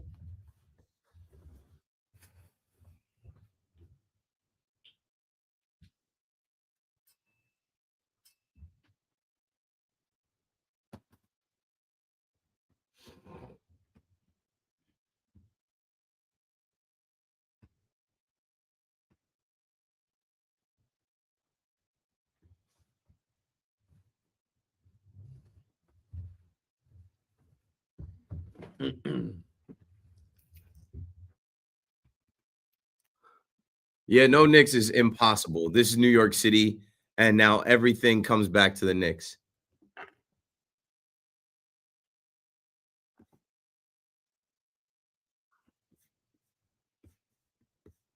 Trying to get Curran in the chat. Aaron Judge revenge arc. Aaron Judge's what was I calling this? Yeah, his revenge tour. I was calling it his revenge tour. Aaron Judge's revenge tour. No, I know. I just like I can't say it. I let other people say it. And it makes me feel good when other people say it because if I come out and say it, it doesn't sound right. When other people call and you guys hear the calls and people truly express that, I listen to the station, bro. I'm like, I know. I just can't say it. There you go. So I should be national. I think I should do a national show. I would love to talk about the entire sports world. Yeah. I'm not even a fan of most of these teams we talk about. I'm not out of all the teams we talk about, the only team I'm gonna get to Aaron Rodgers a little more at some point. Yeah, it's part of the territory. It's something that I've learned, and I always tell people, I'm like, when I was, like, broke, unemployed, unknown, and wanting this, nobody was hating on me. So, like, it comes with the territory. It's something you gotta learn how to process and not let bother you and get to you, and it's hard to do. We're human beings. Like, some of the stuff I see people write and say about me are, like, strangers. I'm like, people are weird as hell. Joe, you got it, bro. I see you consistently popping up in the chat and, like, not that it matters because the chat is comprised of mostly people I've never met. We met a long time ago, so, like, I feel like you should be a moderator. Ooh, a mod Discord. Might be onto something, yeah. Wrench gang. Wrench Jersey gang, yes, sir. Met series was weird in which they could or should have won all 4 games, yet we're lucky to win 2 because they blew 3 of the 4 games but got the split. Um, yeah, now think about Nimmo not making that play. They could have swept the Dodgers. Imma star that one, we'll come back to it. Yeah, last night when we were looking at Lindor when he crashed out, we were like, "What the hell is up with Lindor?" Like, 'cause he's usually pretty much like maybe he was feeling his toe and was like, "I know this doesn't feel right, like, this hurts." If he's got a broken toe, you can't be day to day with a broken like, they might have said that today and took him out of lineup. I don't know. It depends on what type of if it's like a small fracture, then maybe, but, like, ow.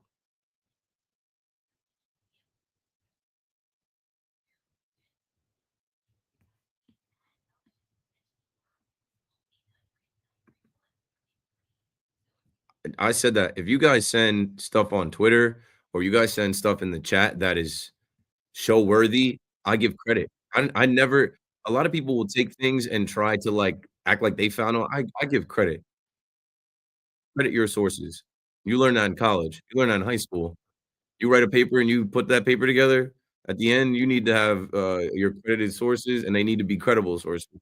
I don't just know all this stuff. I'm on the internet, and I tell people where I got it from. So if you brought it to me, I give you the credit as well. Ross is in here. Ross from Bergen County. It's not a team of destiny. This is some devil magic. No, the Pacers might be a team of destiny, and to think that the Knicks fired their coach potentially off a team that just, like, is on a path to I don't know.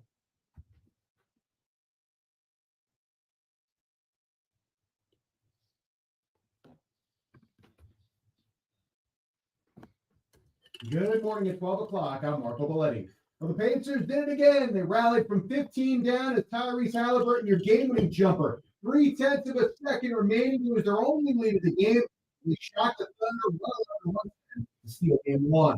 Cody Bellinger broke the Pacers' total scoring shot in the fourth, drove in 3 in all games. He shot the Guardians 4-zip. Jazz Chisholm 3 hits, including a ribby single. More than enough 3. He got 6 7-8. They're on a season high, 103 pitchers.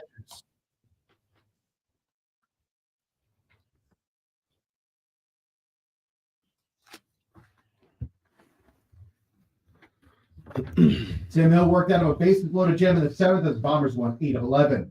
Michael Conforto, his first hit with a runner scoring March. Oh, and the three-run eighth as the Dodgers rallied by the Knicks spot. Rip Beatty, a costly error, allowed the to score. He had Will Smith dead to right to the plate, but in the fourth throw.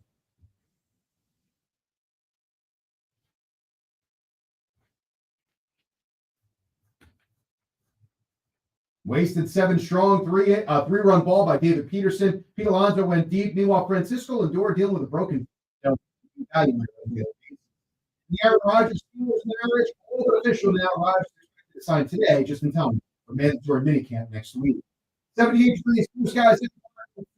I'm Mark.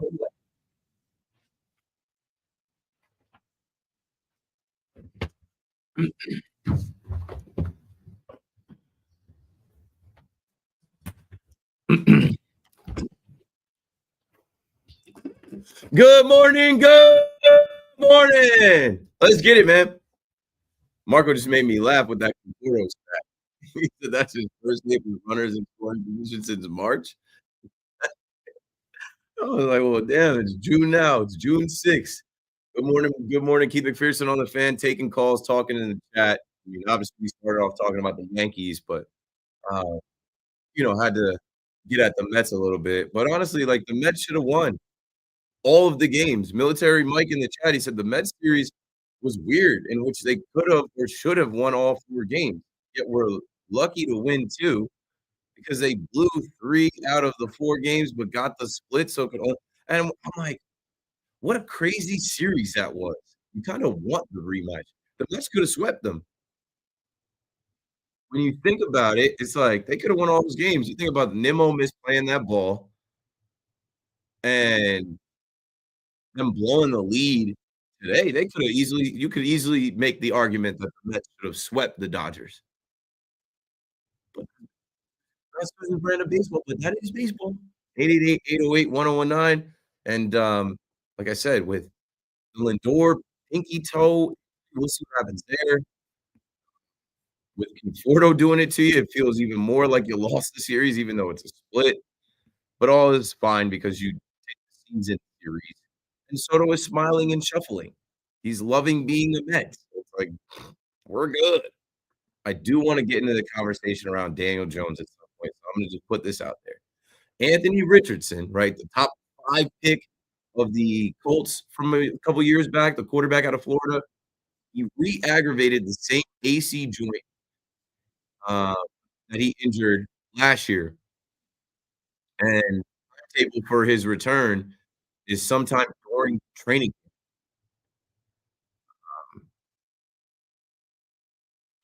So he's got a shoulder injury. He's not able to participate in minicamp, might not be ready for training camp. So who's getting all the first team reps? Danny Dimes, Vanilla Vic, Daniel Jones. Might be another nightmare in New York versus Indy. As far as like seeing the quarterback that you drafted go to the Colts, play in that dome, Lucas Oil Stadium with Jonathan Taylor. We'll get there. Maybe some guys call in and weigh in on that one. 888-808-1019. Still talking about the Yankees and the Knicks a little bit too, because with the Pacers win, it just starts to think. Everybody was saying the Pacers don't stand a chance. They didn't, they weren't favored to beat the Knicks either. But, shout out to Bourbon Legend who said, by the way, that has to be the best finals game 1 and better than a decade. And I'm trying to think back. You don't remember any of them. That's an all-timer right there. Andre is in the Bronx. Andre, what's up? You're on the fan. Doing Good. How are you? I'm good. Listen, the Aaron Judge thing, right? And I agree with you. He's having a great year. He's a great ball player. I know he has reputation. I think he should be the highest ball player, the highest paid ball player in baseball. I think the Yankees got a bargain with their kids. Do you think there's any chance that he can get more money from them? No. I don't. I like his deal. Sounds like a steal of a deal and a bargain now. Shohei Ohtani, in theory, should be the highest paid and was because he's 2 players in 1, even though he's not he was, 2 in 1. Juan Soto is the highest paid player in baseball, and he's not looking like an all-star this year, so And it just being blessed off of winning out. I mean, I think Aaron Judge, like, listen, I'm not an agent, but I know, he's not hurting. He's not hurting for anything. He's got a polo deal, he's got a Jordan deal, he's good. the next thing is, right, why is anybody thinking it's wrong as the next coach? They are. Maybe not so much here, but they are. Yeah, because, I think that the New York kid from Queens went to St. John's, had good success there, right? Was a rookie of the year, and out of anybody that ever had to go ball up for a ball captain, I can anybody else that was there, right? I think when you did Golden State, you can't, look the other way. Now, I know you have problems with the owners, maybe it's, but I think that ball captain could get the people home and at least to the NBA Finals. I think that he can do that, and I believe in Mark Jackson, and I would love to see him as a head coach. We don't need more. We don't need. Luke Wall, Mike Brown. Yeah, I don't know. I think he's worth an interview. Thanks for the call, Dre. I don't think Mark Jackson is coming back to save the Knicks. I don't think that's. Maybe they interview him. Maybe they have a quick conversation. I don't think that's the direction they're trying to go. He's been out of basketball for a long time now. And not for nothing, I'm not going to get into it. He was out there in the Bay Area, San Francisco. It's Pride Month. He had some comments back then about some things that, if you remember, if you know. I think that kind of cost him. So, no, Mark Jackson, maybe they give an interview. I doubt it. I don't think that's the direction they're trying to go in. We'll find out, though. I think they got to cast a wide net now. They're in one now. Should have just stayed the course. Should have just cooler heads prevail. Just, hey, okay, give it a week, man. Have the exit meetings and then give it a week. And you could have still fired him a week later. But now, what a week it's been. I came in and did the show Sunday, and I told y'all were dreaming. I basically told you it was all a dream. This team was never going to win a championship. And basically, what I was trying to say was, hopefully you enjoyed the ride. They did overachieve. It was a successful season. Make the team better. Boom. I come in on Monday and it's like, all right, still mourning the season that was and blaming Karl Anthony Towns all day. Blaming this guy. This guy's got a knee problem. He's got a finger problem. And he still, won some games for you. And it's year 1 of this group. Stay the course. And then by the time we get to Tuesday, coach is fired. And then that becomes the conversation Tuesday. And then yesterday, we're trying to figure out who the next coach is going to be. We're crossing guys off the list now.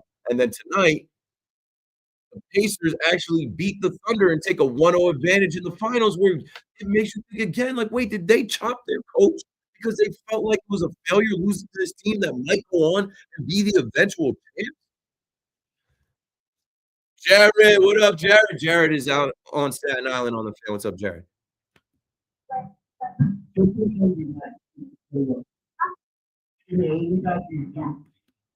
Jared, you're live.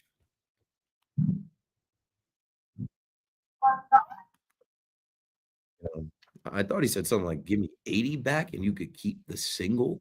What are we doing? We're breaking a hundo. What? Oh, Jared. Now you just dropped off. He might be listening on the radio. Wait, I just said, "Give me 80 back." It cost $19. It gave up. What are we doing at 10 after 12 on this fine 6th day of the month of June? Josh is in Passaic. Josh knows what to do on the fan. Go for it, Josh. No, Kiko, is there deals going on over the airways of the fan? There might be some type of trades. Maybe they're trying to get Giannis. Maybe they're trying to get a coach. I don't know what's going on. Who knows? I think the most intense people watching the Pacers Thunder right now is Tibbs versus the Knicks coaching. He's praying that the Pacers win big, And going on the other side, and the road they're hoping that Sun to go out and win. Tonight was you call it a mini victory for kids a little bit. maybe a maybe a mini victory or not a victory, but definitely a smile, definitely a wry smile. Definitely, Tibbs is watching that game like, "See, I told you, like the same thing happened to us, and y'all blame me for game one." Right, and then before this gets baseball, they bring up Daniel Jones, and I don't know, I feel like it's not going to be. I don't think it's going to be a situation with like Sam Darnold. Sam Darnold really tough. He had it down. He had a strong arm. When he went to the Panthers, he took a couple games. He wasn't that great. We played well against the Jets. He went to a perfect system. Took a great team, great roster, great coaching system. Like Daniel Jones, he's never really, seen crazy talent. He's never been the best. He's never been the best winger. We haven't seen two like even like Zach Wilson, like with that maybe even a better chance at going to different systems. At least you see the guy can throw the ball hard now. You see Joe better than Zach Wilson. I don't think he can be any problem in Indianapolis. And I like how if he does, I don't think the Giants can at least worry anything about that. Okay, he's about to be QB1, and his best season, he had a good RB1, and now he's got Jonathan Taylor. And oh, did I forget to mention they drafted Tyler Warren first round? And wait for it, yo. If he did go, they like double kick us now because you lost the first pick because of them, and then he'll come back the next. You're getting to where I'm gonna go about this Indy New York rivalry. You had to beat the Colts, and then that took the number one pick away from you where you could have Cam Ward, whatever. We'll see what Abdul Carter looks like, and Jackson Dart is getting all the hype. But like, man, do the Giants play the Colts this year? I don't think so. I think the Giants' schedule is way too tough to have the Colts on it. They gotta play all the good teams, Colts this year. Getting for Giants and they're pretty well into October and November this year because I doubt football is like the Giants. You never know. The new luck. Anyway, going Yankees just one quick one for the Mets. It's pretty wild. If Bellinger and Jazz play well and actually everything, especially with Candy coming back, you could be looking a week or two down the road like this tomorrow. That really pretty scary. We just need those things to click. I just want to know how you come up then. I was coming back. I told someone until you see that he's trying to come back in a week or two. Until you see him on the actual field, don't think he's coming back so soon. Once you see him, then you can start getting confident. Yeah, there's no rush because they don't need him. They're not struggling. They're not struggling to hit. And the thing about Stan is once you bring him back, he has to play. He has to run. It becomes a liability for him to potentially get hurt. But he's out there. They said he could remain in Tampa this weekend and could start a rehab assignment next week. So maybe he'll be with the Somerset Patriots. If so, I'm gonna have to go out there. I'm gonna have to make another trip out to Somerset, see Big G. He hasn't spent, the October letters on the back of his shirt. That's what we really need him for. But anyway, with the Mets, I got somebody, we have off for we're off for the whole weekend. We get off Thursday. We don't go back till Monday. I think that's what the Mets have when they have these Thursdays versus the Rockies. It's like off weekend. It's great. Great the other week. They get another one of this. And they're probably especially because they're playing better baseball than they were last time they played them.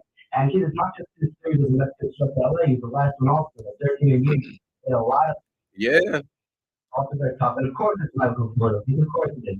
The same way it used to be like Daniel Murphy, Zach Lewis pitched against us and Travis Darno. That's just how it works. And, it could be something that whenever it does happen, we really do. Anyway, you think my call a great night. You got it, Josh.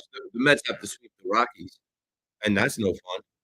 I mean, the Rockies right now, they're sitting at home waiting because they just swept the Marlins. They're like, oh, we just got over double-digit wins. Let's step right up and beat the Mets in the Mile High City. And, things could get a little weird out there in Denver, if you know what I'm saying. They better be ready to play. Ross is in Bergen County on the fan. What's up, Ross? How you doing? Great. How are you? I'm doing all right, man. This is Cindy crap old at this point, man. And I was talking my father before. If they did this, let's say they did these 4 comebacks, and I don't even know if comebacks were if you can use comeback like the Knicks to 20-point deficit halfway through the third quarter.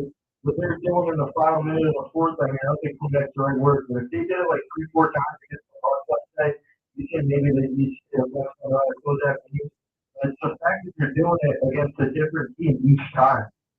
And it just kind of related to one that the fact that had OKC won, it would have been an end-to-end winner or close to whatever tournament. That was the one lead they had the entire game. And however, and I'll say this, I love Brunson, man. Anybody who's saying keep that clutch player of the year award over what the hell is they got everything coming, man. Because this is just another absurd what he's doing right now. It's a regular season award, not a postseason award, but maybe they need to make one for the postseason. He has been ice in his veins, Captain Clutch.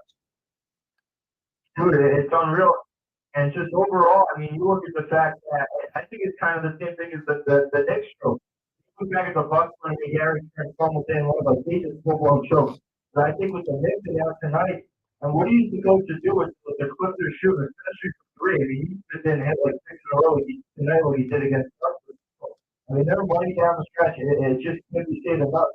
And I think it's fair point, like you're talking even about like Daniel Jones. I think we got to look to talk about self matching and everything. We got to look into the fact why Daniel Jones' team doesn't have an owner. And you look at the timing at that. Wow. That's just good. R.I.P. him. Yeah, gotta rest his soul, but he had issues for years, and the fact that now his final tweet ever was wishing the Patriots good luck, I don't know, man. There might be some devil magic in Indy. That's got to be a topic on Pat McAfee tomorrow. There's something strange in the water out there. Something's going on. Rest his soul, but when this happened, you heard it on the fan. That trade before, too. You can't make it a good Mets winner. You're a Mets fan. Yeah, you heard me say that the Mets should have won all of these games, and Peterson owned Ohtani, and Porto hadn't had a hit with runners in scoring position in months. I'll say this, bro. When you look at it's not even so much that you split against the Dodgers and even the season series, you take it 4-3. I'm good on that. Even losing today, you just don't have your best stuff.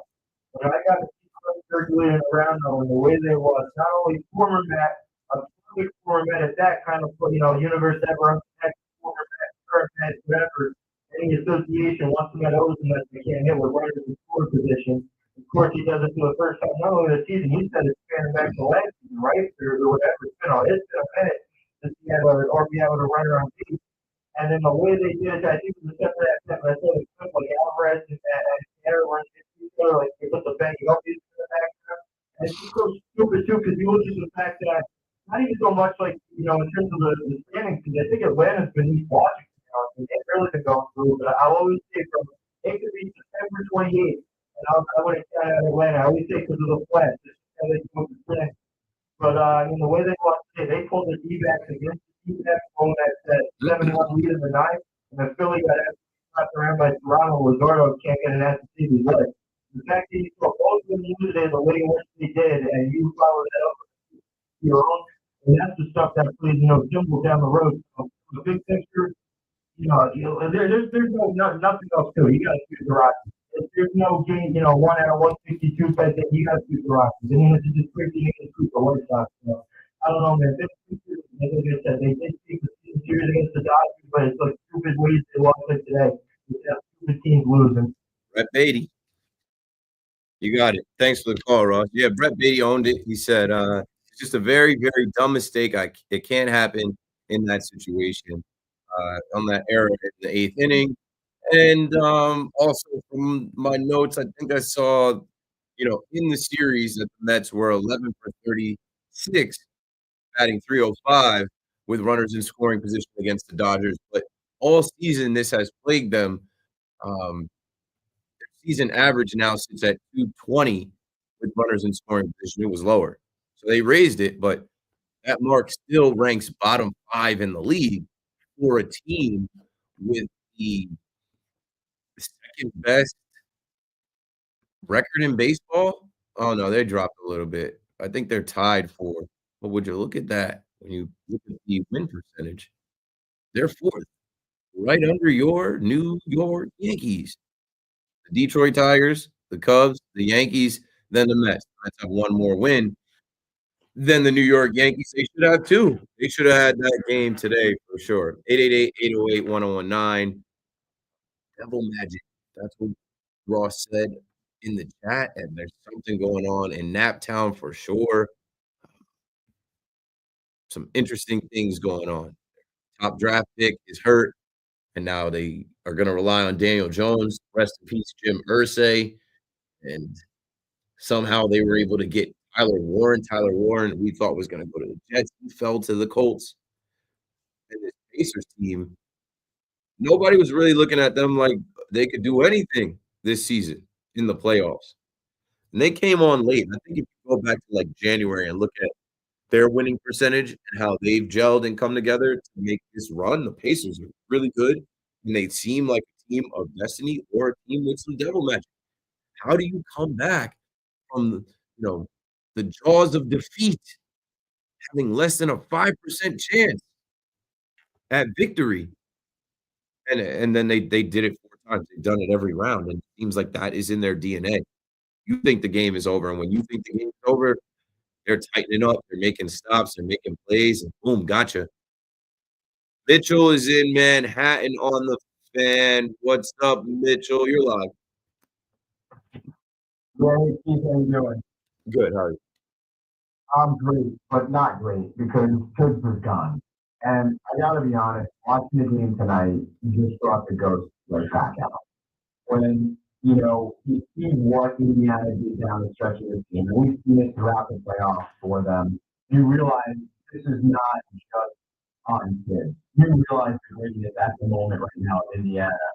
And it also makes me really realize I don't really believe Leon Rose fired Thibodeau here. It really feels like the Dolan rules. Because if you're Leon Rose, and I gotta think, you would think one main thing here that your guy is his kid. It was his guy originally, and if you bring him back next year and things don't go well, fine. You fire him then, and you get another shot as the GM for another couple of years. But if you, right now, you played your card, it really was Leon Rose, and you played your card, you fired this, and next year's worse, now you're on the chopping block a little bit. So I just feel like, and everyone's got to protect themselves a little bit, it just feels like something Rose probably would not have even done. And this really, at least to me, feels like this was a Dolan move. Yeah, and Worldwide West. I think they all made the decision and they overreacted. Somebody had to take the fall. Heads have to roll. And they're not going to move on from Karl Anthony Towns or Mikal Bridges. And where they, got to after their exit meetings, or this is as far as Tom Thibodeau can take it. Old man wouldn't adapt until we were down in game 3 and he finally played the bench. It was too little too late. He should have called timeout in game 1. And you know what? We expected them to get bounced in the second round. We're going to fire him. And can't lose to the Pacers back-to-back. That'll be all. And we'll play the game like the Warriors played and like the Raptors played and hope that we can find our Steve Kerr or our Nick Nurse. It's not as easy as it seems. You could, but at the same time, yes, the Carlisle, the Jim Kelly lookalike house coach Tibbs in that series, yes. The year before, they were national. They were not legitimately healthy enough to win that series at the end of the day. So you really can't fault them the year before. But they haven't been this far in 25 years, and now you get rid of him. Because they're singularly focused on winning a championship. That was the first sentence of their statement. All of a sudden, the New York Knicks are championship or bust.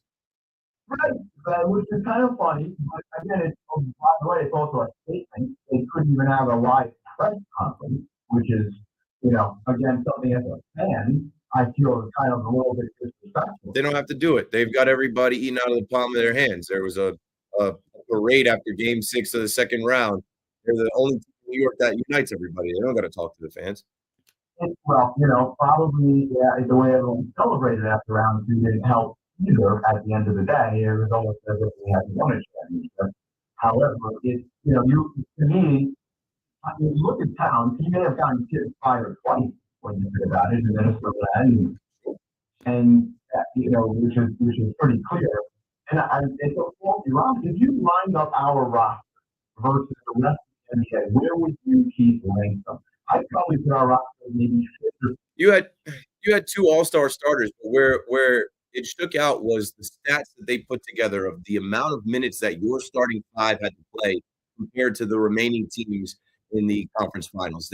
Your starting five, I don't know the number. Someone called me with them the other night, but it equated to something like 10 or 15 more games total that your starting five had to play. That's too much stress.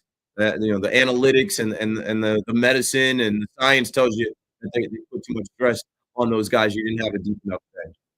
But round two, when Cleveland was pressing their own players, round one, playing them more minutes, everyone was knocking Cleveland, saying, hey, you know what? They should have played them more during the year. They weren't used to playing these minutes. That's why they got hurt. The Knicks were selling because they were used to playing more minutes. The second they all of a sudden lose, everyone feels, well, they played too many. Yeah, it's one minute you're conditioned, 1 minute you're run down. 1 minute you're in shape, 1 minute you played too many minutes. But guys are going to get hurt regardless. It's a pro sport. Like, guys are going to get hurt, and you can't always attribute it to that. Here's something for you. StatMuse put out their stat of the day. Former Knick first round draft pick, Obi Toppin in game one had 17 points, 5 rebounds, 5 made 3-pointers. Only Reggie Miller has more 3-pointers made in a game in franchise finals history. Well, clearly there's a couple of Knicks out there we would have liked to have had on the bench along the way. That's for sure. Let me make one quick point about the Mets.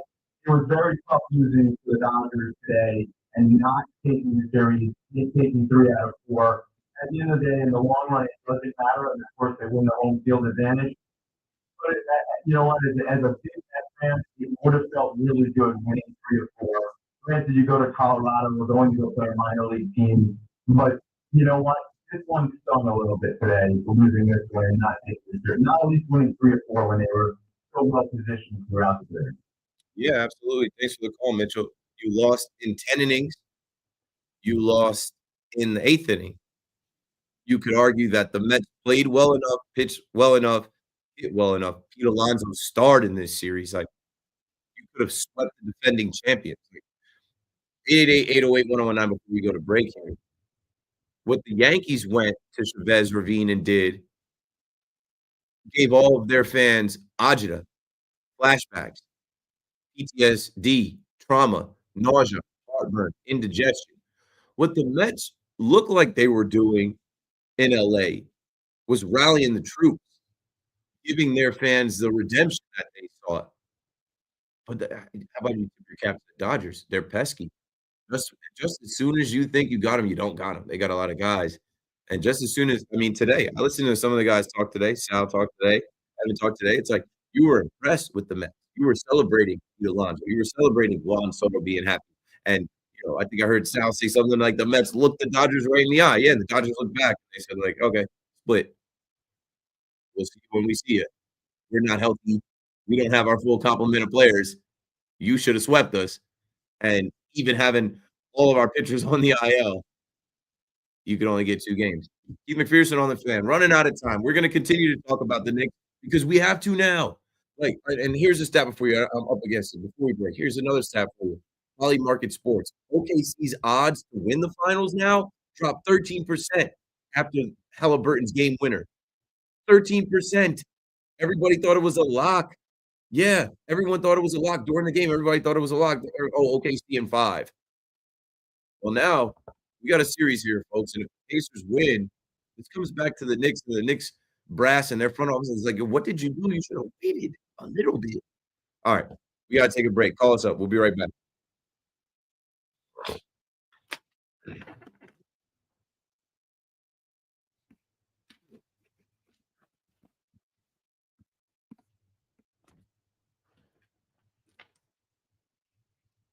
Yeah. My bad. I thought you heard that. I was like queuing us up, but then I went back to the stat.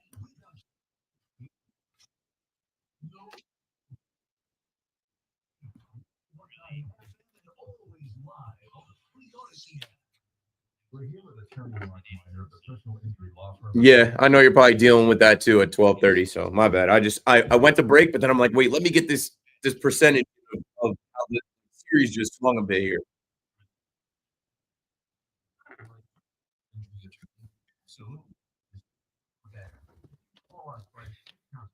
Was trying to get on the same page as Fleegs. All right, so back to the chat. I think he got hit by a pitch from Gosselin. Yes. Sure, it's a rough place. Got to get out of there alive. If you are, you should call 1-800-LAW-LINE.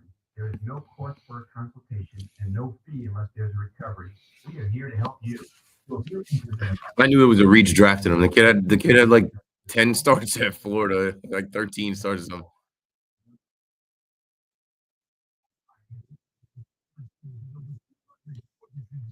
Y'all famous out here, man. Like, you guys are getting mentioned on New York radio. That's why, like, we had some loser in here that was like, yo, post your ratings. No one listens to your show. No, there are thousands of people listening to this radio station all day and night. This is a city that never sleeps. This is New York. So you might think that I suck. You might think that I have no ratings. No matter what, when I get on air, there are thousands of people listening. Think about how many cars are in this tri-state area. This radio station reaches, like, you can get the AM signal up in Maine. You can get this signal all the way down in Maryland. I mentioned Military Mike, and somebody's like, hey, I know that guy.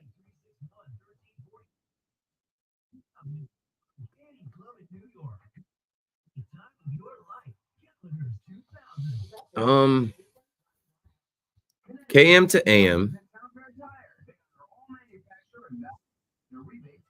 I think Bourbon Legend said the KM Crazies. So if you go with the alliteration, it's got to be like that's like Cameron Crazies, KM Crazies. Like you're on the. I don't want you guys to be labeled as crazies. AM to AM. Is there another letter? KM to AM. Something else with a letter and then an M for a chat? I don't know.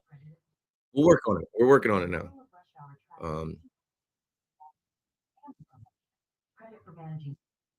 Now I'm going to think on that for a while. There it is, Joe. Like you know what division they play in. They don't play in a division that should scare anybody. The Titans, the Jaguars.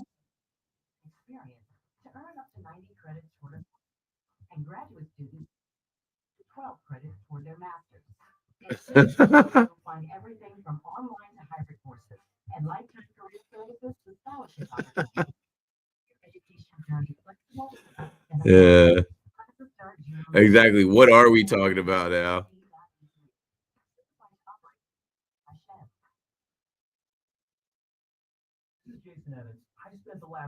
Let's go. Helping companies create serious business breakthroughs, and I want to help you like never before. I built a series called 3 Ways to Double Sales in 12 Months. We're going to give to any business. It just got real.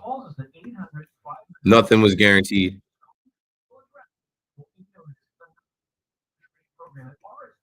All day and tomorrow. He might be free right now. I think I saw a conspiracy video that he's not actually in jail.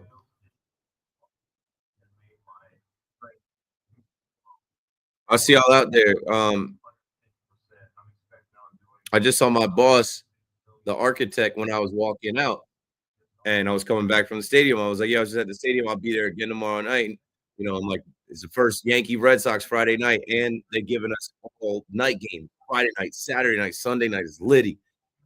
He's like, "Yeah, I feel like Yankees-Red Sox has no juice," and I'm like, "It doesn't as far as like the players on the field, like Devers versus Cole. Cole ain't pitching. It's more like Alex Cora versus Aaron Boone. Aroldis Chapman coming back.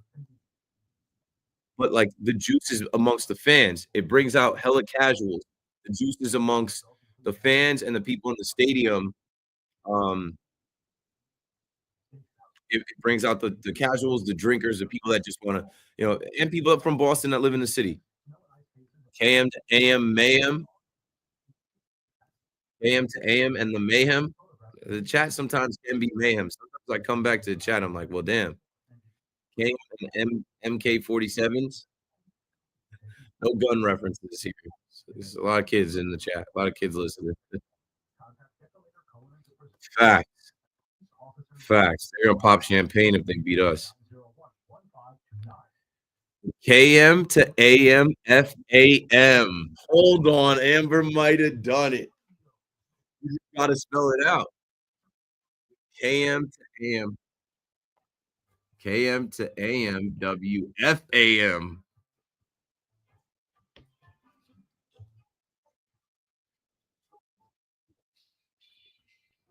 My bad. I'm here. I was just waiting for the drop. I didn't know we had the lyrics on this. Let it go for a minute.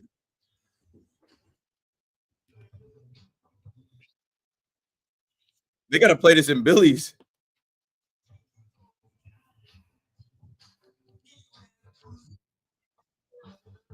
All-time bop. Okay. Let's get to it. Here it is.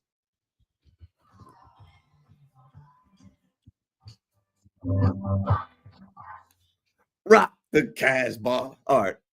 Just had to wake some people up out here. Keith McPherson on the fan, 1238. We're taking your calls at 888-808-1019. Hard to not talk about the Knicks. I thought I was going to come in here tonight, talk about Aaron Rodgers is the song that doesn't end. It just goes on and on, my friend. Some chess fans started singing it, not knowing what it was, and they will keep on singing it forever just because. Week one. Like, what if Aaron Rodgers comes back with DK Metcalf and Mike Tomlin, and he's like shredding the Jets? What a script.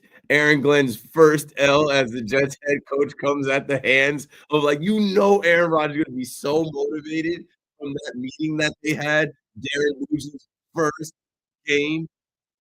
Like the script, the NFL script writers are great. Like, what if Aaron Rodgers comes back to MetLife, lights them up for 300 yards, 4 touchdowns? Or what if Sauce Gardner picks him off? What if the Williams brothers get some sacks? Who knows? I can't wait for football, but I'm like, this is great now. They got to flex that 1:00 game. Aaron Rodgers coming back to MetLife Stadium, JetLife Stadium, the New Jersey Jets, and he's playing with the Steelers. And you know what? Those Steelers fans, they travel well, and they don't have to travel. There's a ton of them in New Jersey. There's a ton of them in Jersey. They have like little like clubs. There's like a Steelers. Shout out to my uncle Mike. There's a Steelers club of Jersey City where they meet up and watch the games. I bet you they're already planning that tailgate. Nobody wants to talk about that. That's fine. No one wants to talk about Daniel Jones. Now how Daniel Jones is. Look how fortunate Daniel Jones is. They said he had other suitors. Daniel Jones, they said the Vikings and some other team. Daniel Jones signed in the right place. And Daniel Jones' like demeanor, he's quiet. Daniel Jones' work ethic, and like Daniel Jones now a year removed from the ACL injury. Daniel Jones in the AFC South against Cam Ward and the Titans, against Travis Hunter and the Jaguars. You can't tell me that he can't win some games, be in the mix for a wild card. Yeah, I don't know. We'll just go back to talking about the Yankees and the Knicks and the Mets. That's what we're doing. I got a ton of calls. Liam's down in Houston, Texas on the fan in New York. What's up, Liam? It seems like minority here with the firing of Coach Tom Thibodeau. I'm happy with it. I called in throughout the series, the last year to your show, complaining about Coach Thibodeau. My problem with him is two things. One, I feel like wherever he's gone, he's very slow to adapt, or he's against adapting situations. And two, what you said about before the break about all those minutes. I mean, it really wears down the players. They lost two years, consecutive years. And yeah, last year all this stuff. And I think because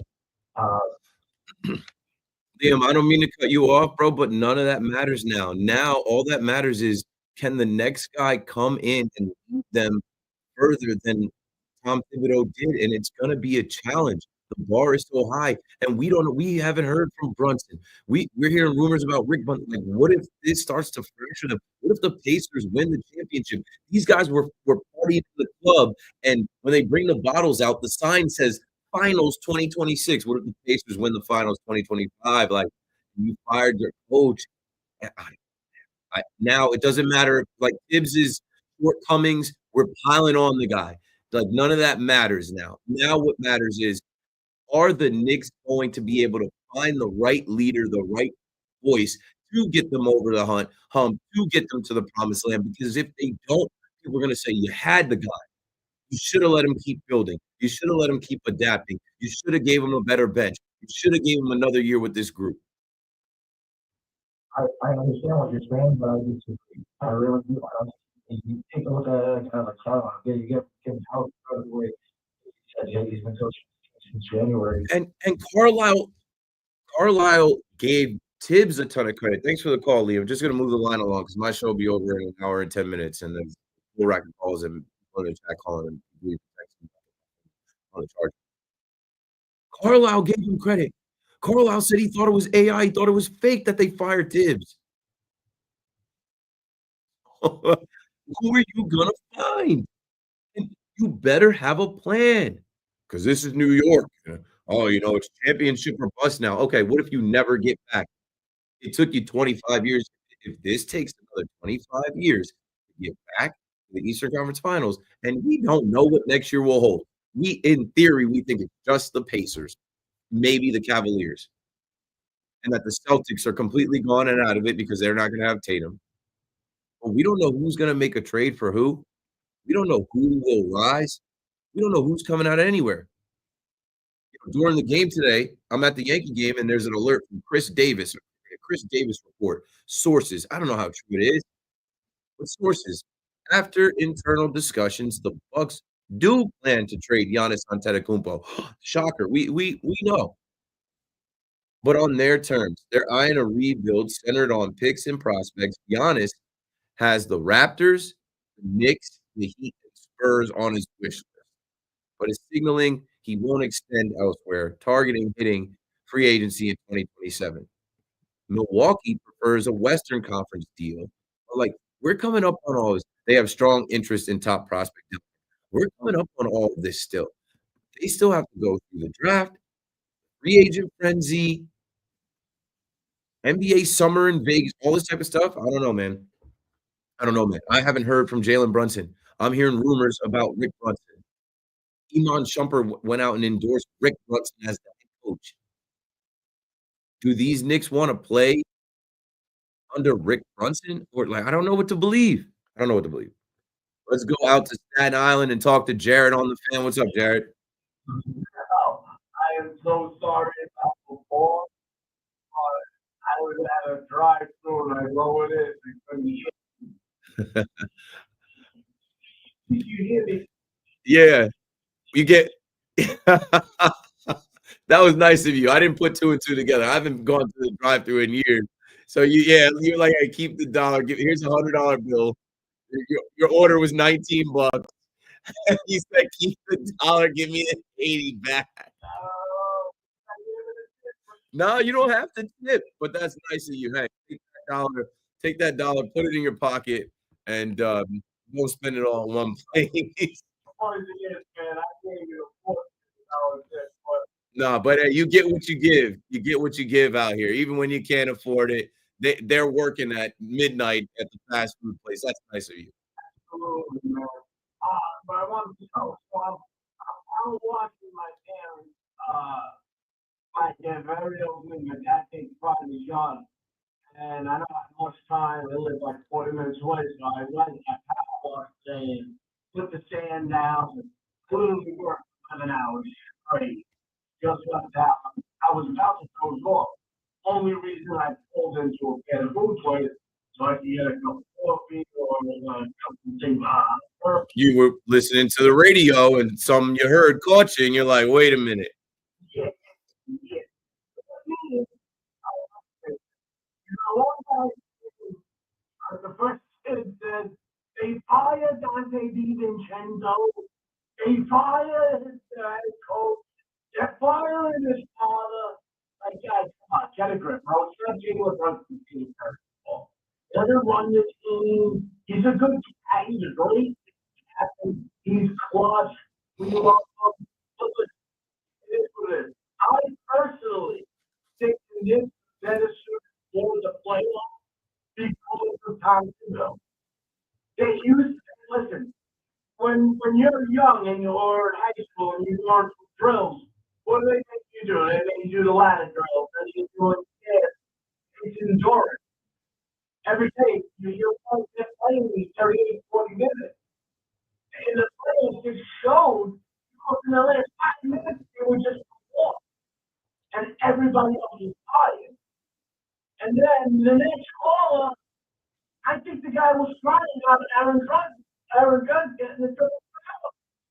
And I'm dying laughing.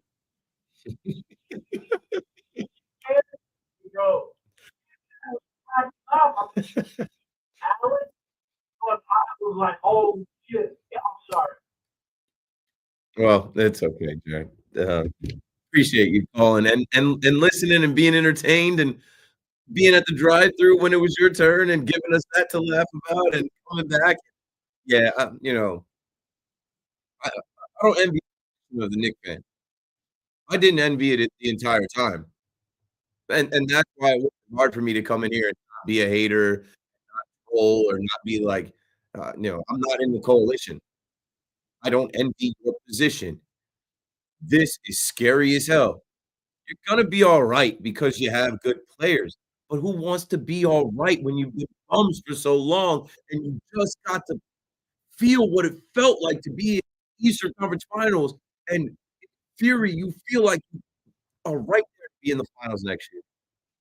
But now you don't have the coach, and now the team that beat you might actually win the whole thing, and this thing is just getting compounded, and the more time goes on, the more variables there are, like the Pacers stealing this game tonight. Like that, as much as I talk about, like, the Yankees with, like, okay, Tim Hill being awesome.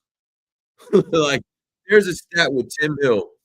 Tim Hill has been so good that if you're a Yankee fan, you can't get the World Series game 1 out of your mind because you're like, "Hello, we had this guy there." I was in the Hard Rock today talking to a stranger from Oklahoma, and I'm like, "We got this guy from the White Sox. They threw him away. He was nothing. The White Sox were the worst team in baseball last year. They threw him away. He was nothing."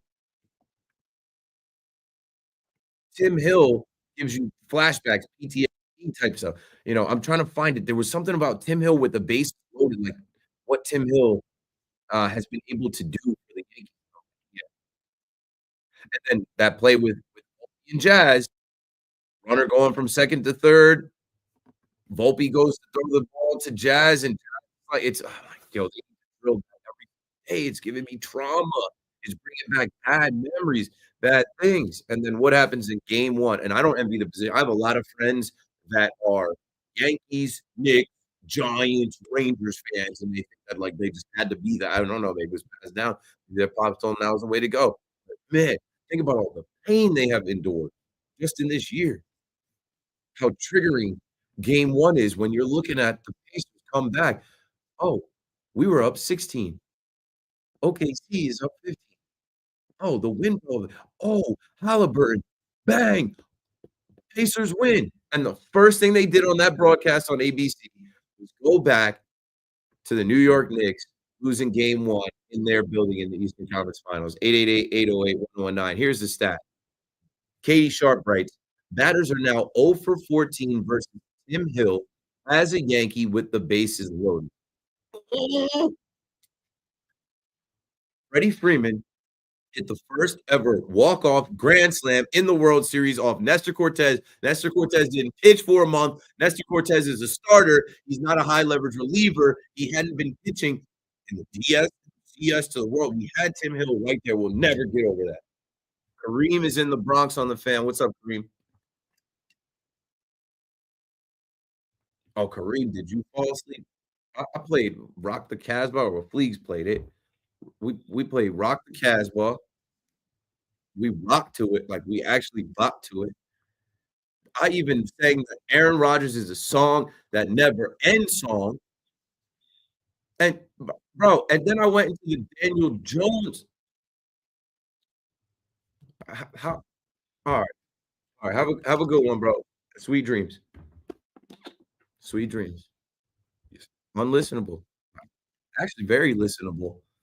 You listen and you just dum dum dum, dum dum dum, go to sleep.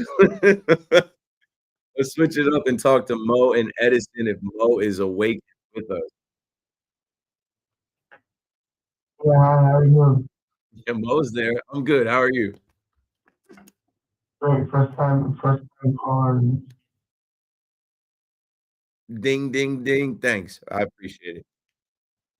Yes, I wanted to, what's it called, ask you two questions. First of all, what do you think the Yankees are going to do with yeah, what are they going to do with Ben Rice?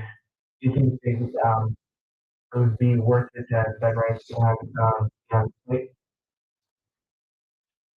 So who do you think the Yankees are going to try to trade that line? Do you think it's worth it to trade Trent Grisham because they either way up or out?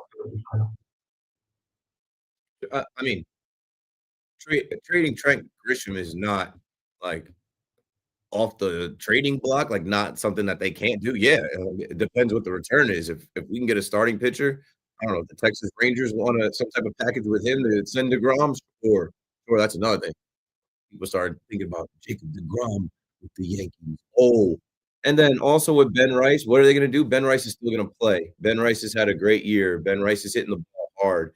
Ben Rice is not going to get banished to the shadow realm because John Carlos Stanton is back. They're going to find a way. He's going to still DH. Stanton will not be everyday DH. They will platoon. They will play their numbers and analytics. I see it as Stanton versus left-handed pitchers and Ben Rice versus right-handed pitchers, and that's okay. Like these are good problems to have.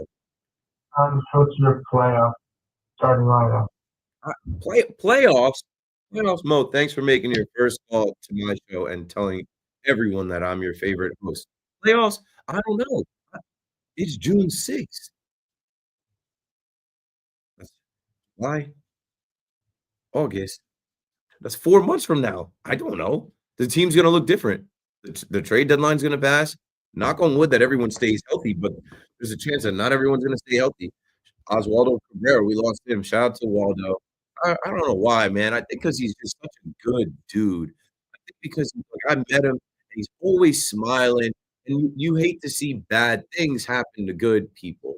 But Oswaldo Cabrera, he was wheeled into the Yankees locker room on a scooter. He's in good spirits as always. Said he expects to fully recover from his fractured ankle.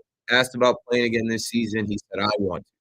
Asked if it's realistic, he said, "It's a small possibility." Gary Phillips wrote that at 3:49 today. I had to clip that for my show because I'm like, man, it feels that way. I was out in Somerset, and he used to play in Somerset, so they have, you know, stars of yesterday and tomorrow, and it's got Cabrera, and it's got Volpe and Wells and Rice and Dominguez. I hate that it had to happen to Waldo.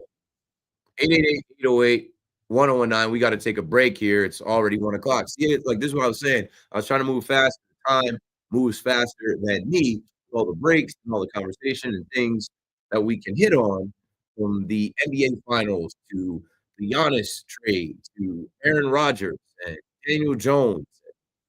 That's the Yankees and, of course, the New York Knicks and Tom Thibodeau. We don't have enough time. So call me up. Let's crush this last hour. You know what? Let's do the big shot of the night when we come back to start 1 a.m. This is Keith McPherson on the fan. I'll be right back after this.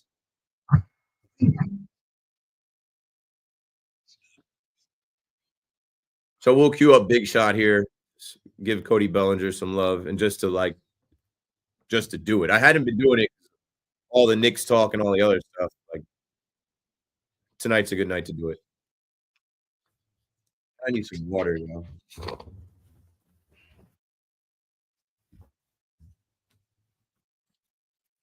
Yo,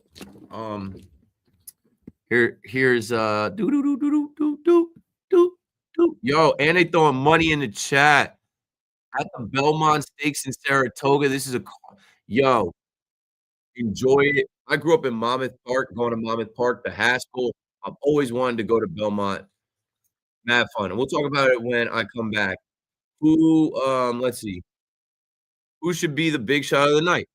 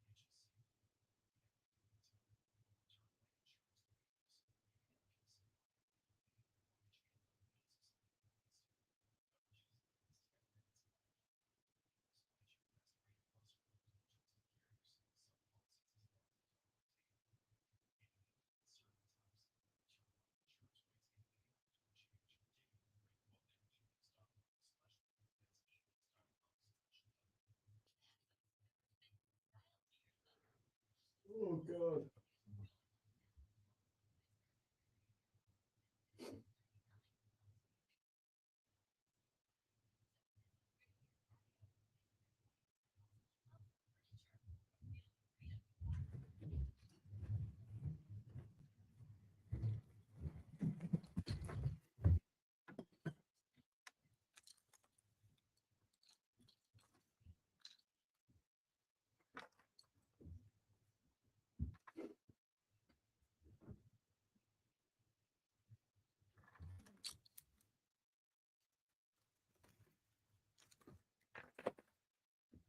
Good morning at 1 o'clock. I'm Marco Belletti. Well, down 15, they were holding a lead. The Pacers and Tyrese Halliburton. And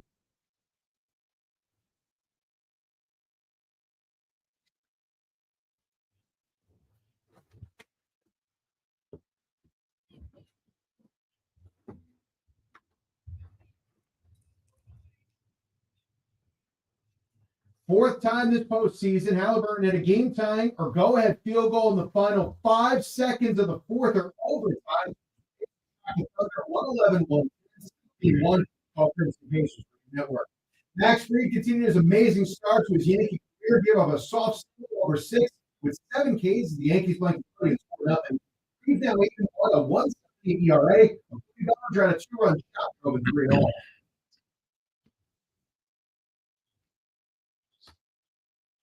Mets missed a chance to take 3 or 4 from the Dodgers. LA a 3-run eighth, capped by a Michael Conforto go-ahead single. First hit for him with runners in scoring. March, the Dodgers up in the Mets. He carried up at the time run score. Meanwhile, Francisco Lindor did not play, dealing with a pinky toe in his right foot. The tolerance issue will be evaluated on a daily basis. 70 days after visiting with Steelers, Aaron Rodgers finally expected to make the matter here today. 77 guys in the park in the remarkable.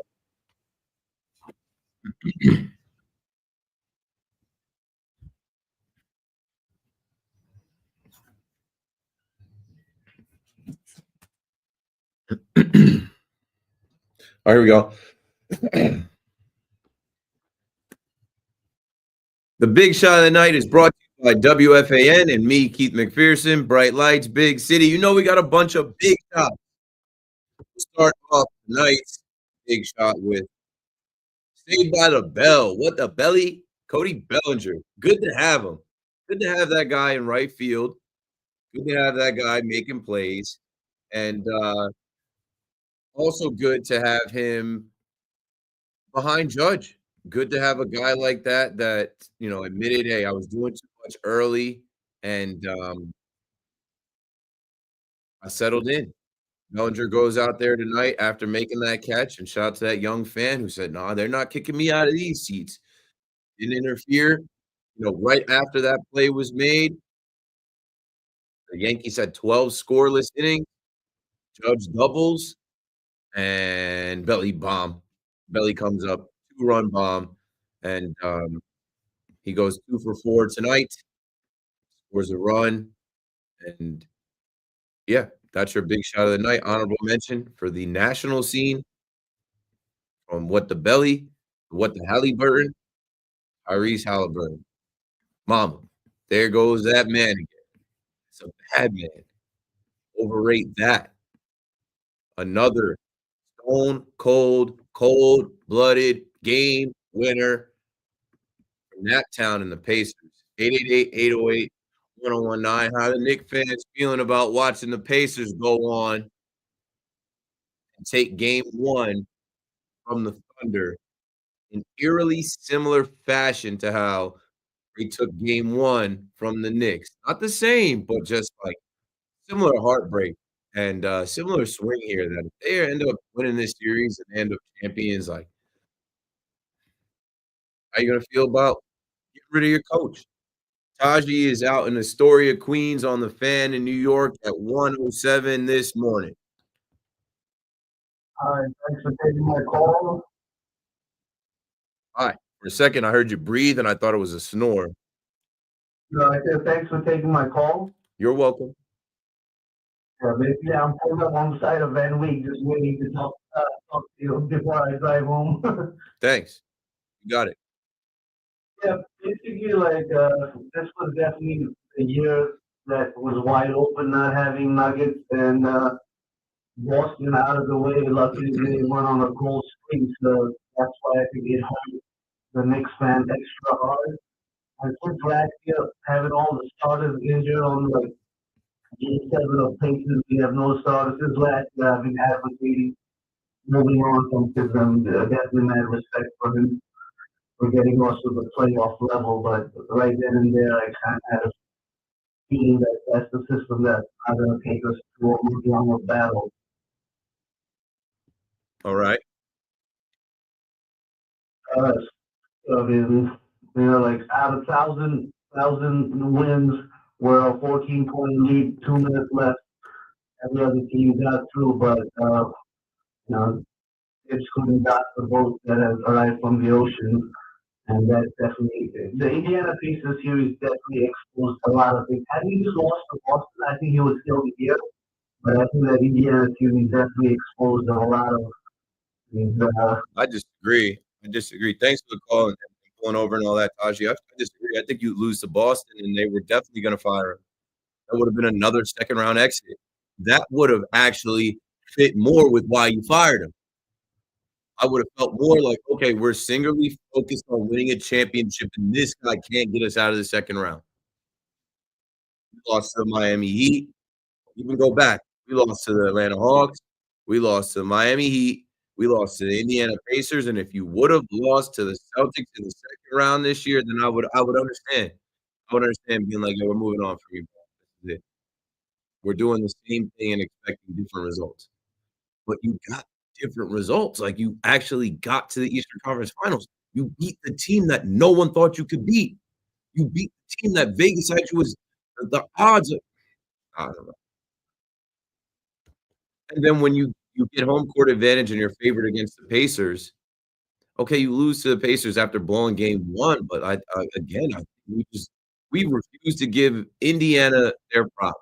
Still, going into this series tonight, the whole world is saying that the Thunder are gonna gentlemen sweep them and that they'll get a game. I was sitting in the bar tonight.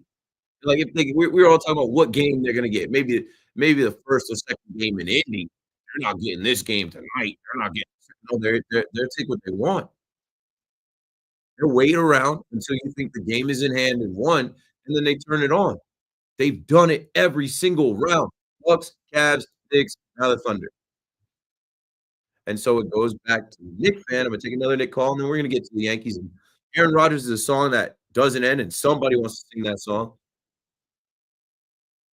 But if you're a Knicks fan and you just lost the architect of making the Knicks relevant again over the last 5 years, and part of the reason that you moved on from that man was because he lost to the Pacers that he was supposed to beat because the team was favored and they had home court advantage, and back-to-back years losing to the Pacers is unacceptable.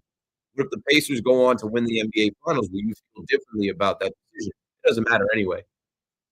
It doesn't matter anyway. What matters is who is the next head coach of the New York Knicks, and if that man is able to get them further than the last man could.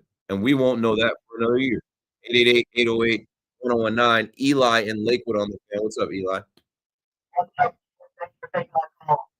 So, first of all, I 100% agree for that Nick Shepton fired. I don't think that they fired him because of the Pacers in any way, shape, or form. I think they decided to fire him before that.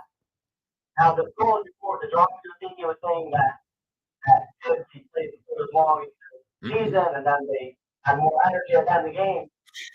We just got another coach who will stretch the bench, get a better bench. Was stubborn 3-4 years, and why would he change after 4? Why would he do that? Why would he change that? Because he changed in the Eastern Conference Finals. He adapted a little bit, and year 2 with the same team, year 2 with a deeper bench, you would expect more trust, and you would expect him to learn from what he learned in the Eastern Conference Finals the year before. I don't know. That's what you would expect, but we don't know. Maybe old habits die hard. He's stuck in his ways. He's stubborn.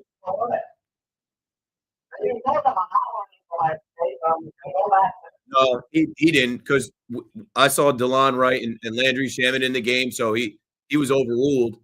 I don't think he told them anything. I think if anything, he told them, hey, get better players on the bench for me, and I will play them. Thanks for the call, Eli. The phrase or the quote from Rick Pitino yesterday that I read, Rick Pitino said that Tom Thibodeau was handcuffed by 7.5 players. And you're watching the Pacers play 11 guys, or the Thunder play 11 guys, the Pacers play 10. And Rick Pitino told you that Tom Thibodeau was handcuffed by 7.5 players. Maybe 6 or 7 that he trusted. And when he talks about a half player, he's talking about Mitchell Robinson, who I don't know, a half. I would think he's talking about Mitchell Robinson because Mitchell Robinson's, but his defense makes him very valuable, but offensively he's not a threat and he can't hit his free throws.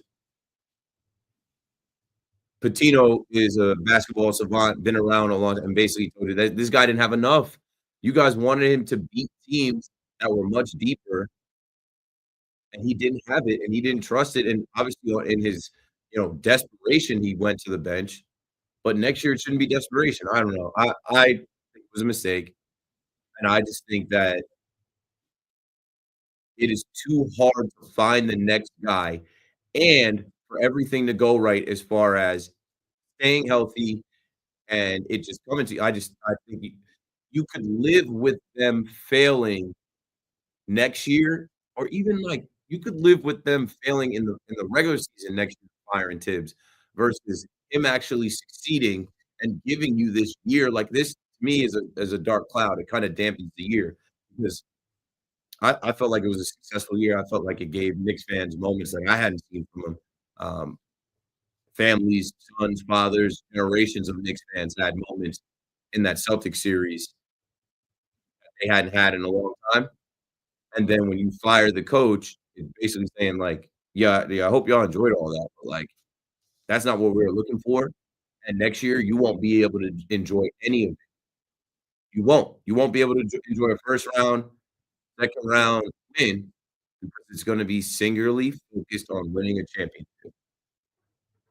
Norm is out in Pittsburgh, PA, home of the Steelers on the Fan in New York. Yeah, you're right about that, Keith. Yeah, we're just real quick on here. On Rodgers, yeah, we'll make the playoffs, perhaps. For like we'll make the championship game, but that's going to be about it. But I'm glad he landed where he landed. He deserves it. He was a good franchise. The one thing I want to say about this NBA Finals is what a tremendous matchup this is. Anybody that went to the Garden has to respect what Halliburton and SGA are doing. And you couldn't have asked for a better matchup. And, we listened to Amos years ago, and we listened to Gio and Boomer Gio. And anyhow, how you can prove through this and say that the national ratings are going to be down, I'm sure they're not going to have the West Coast and East Coast numbers. But, I mean, if you're a basketball fan, and I know you are, I mean, how, as a Mets fan, I mean, or a Knicks fan, how can you not appreciate what we're watching on the court? No, I can. I was in Yankee Stadium and I went to the bar to watch it. And now, after that game one, the ratings are going to be just fine. Everybody's going to be watching to see what happens next. Yeah, I just think it's a tremendous matchup, and I just can't understand why, if New York teams aren't in there, I look at Brooklyn, but I mean, if New York teams aren't in there, we don't get our fans, but you still have to appreciate the sport. I mean, am I right or wrong? Yeah, and you I don't know. I would want to watch the team that knocked the Knicks out. I also would want to watch two players that came from the Knicks. Obi Toppin, who balled tonight, and Isaiah Hartenstein, who's a big part of the Thunder. Yeah, well, we really appreciate what you're doing on the fan, and it's always been a pleasure to listen. And it's just been there's some really good sporting events going on right now. So I'm sorry the Knicks are out of it, but this is a great opportunity to watch some first-class basketball, and the Mets and the Yankees are doing good. So this is all good for us right now. Yeah, I'm enjoying it, Norm. As I put my notes together today, I couldn't wait. I went to the Yankee game, and I'm in the Yankee game with my head in my phone. I'm like, oh, this is an easy show tonight. I'm like, I wish I had a 5-hour KM to AM tonight. I didn't even mention that. The report came out that the Knicks made a trade offer for Kevin Durant at the trade deadline. So are they going to explore bringing KD to the Garden to join this team? KD has been so vocal about not wanting to be a Knick, not thinking that the Knicks were cool. But it doesn't matter, right? If the Suns want to trade him, KD lived here before. KD has business here. The past is the past. I mean, you get KD, that changes a lot. Like, you get KD. I always said KD, K defense, KD's defense is underrated, and obviously he's one of the most prolific scorers. He's a ridiculous scorer. Like, what? You put him on the floor with Brunson and Cat? Have Bridges come off the bench? I don't know. I don't know. But yeah, clearly they were looking to add it. They put an offer in at the end when they were looking to add him. Um, I don't know. KD would want to do it. And also that, people say KD is old. KD's not old. KD is not old. He might be old in what's he, 37, 36? He's 36. He'll be 37 before the next season. He's not old though.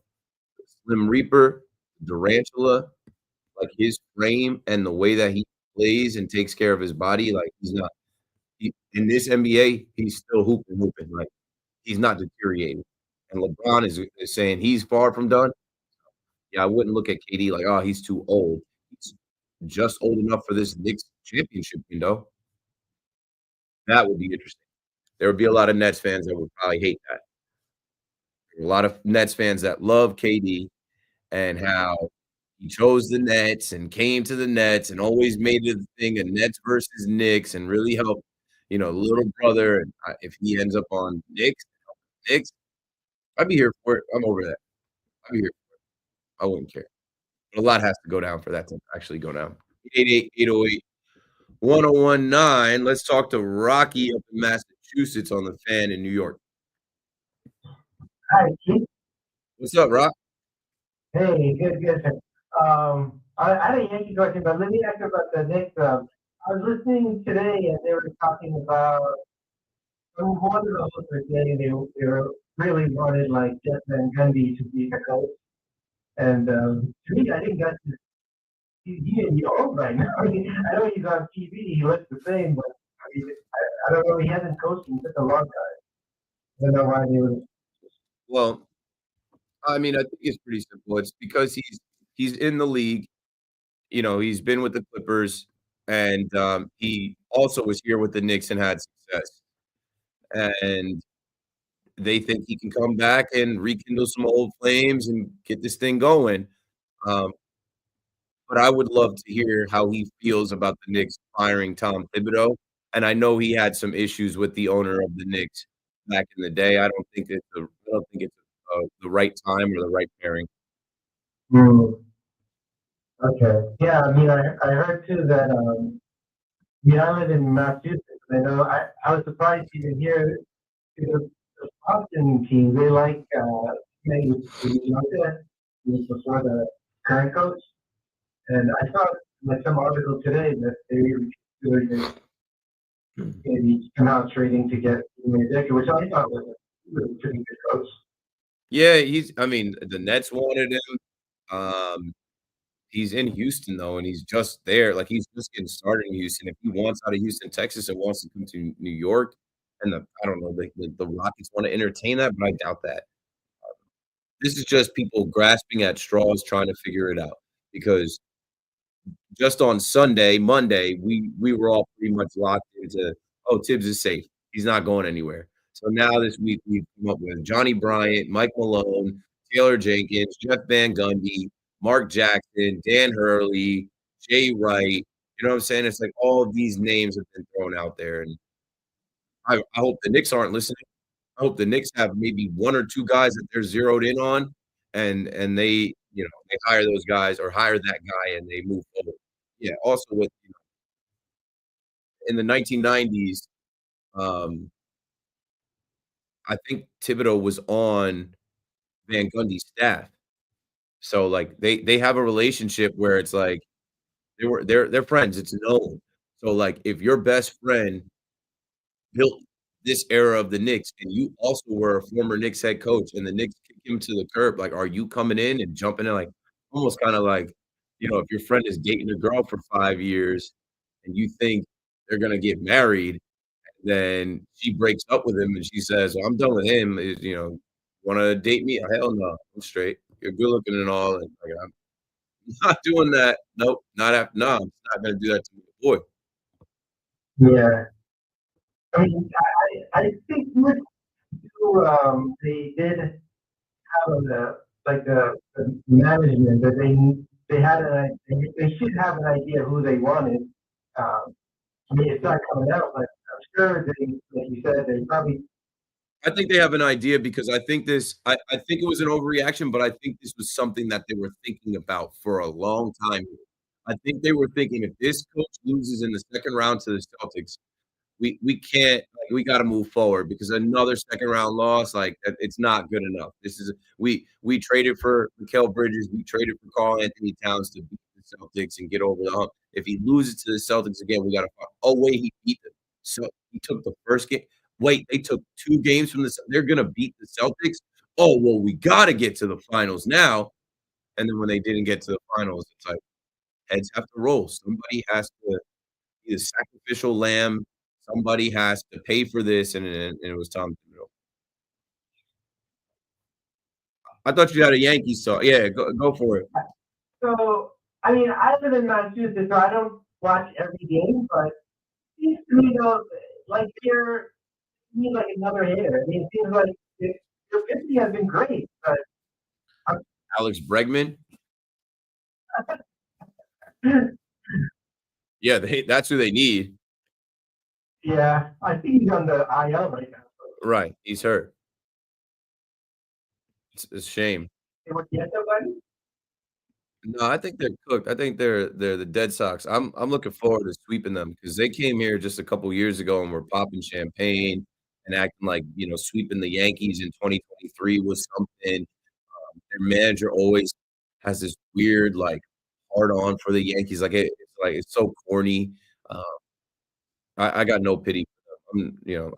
I'm excited to go to the game tonight and hope the Yankees sweep them. They're giving us all night games, and I know there's going to be a ton of casuals and drunks, and it's so hot out here. It's going to be a good environment at Yankee Stadium. Thanks for the call, Rocky. 888-808-1019. And their pitching sucks.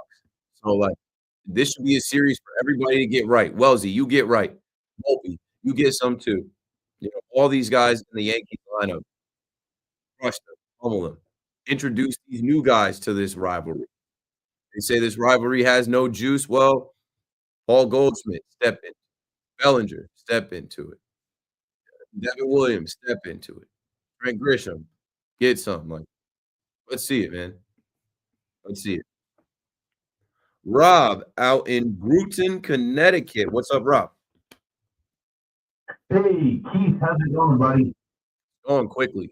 I'm counting down the minutes because I'm gonna go home and dive into the shower. It probably hurt, but I'll get up and I'll be refreshed after.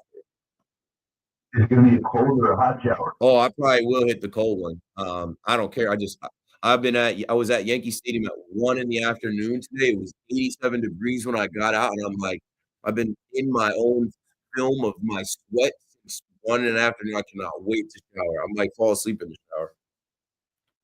Wow. Geez, I tell you what, thanks for taking one for the team, but you know what? Hey, we won, so your hard work paid off. Oh, I didn't do anything. I mean, actually, I did some stuff, but I didn't do anything to help the team. I was yelling. You did something. Just take the compliment right now, and I believe you did something. So as long as I believe it, Yes, sir, Dean Kane, sir. You got it. Hey, so real quick, not that anything is real quick, but the pitching staff. Now, who do you think? That's what he is great, and you gotta love him. But the way we're down to pitching lately, who do you think? Honestly, I think who's better right now? Max Fried. But they're both I don't know. If you actually look at that Dodgers start, then you probably say Rodon. But I just think Max Fried, he's so dominant. And even his teammates, listen to Jazz Chisholm talk about him today and what he's able to do. I think Max Fried strikes more fear into the hearts of hitters.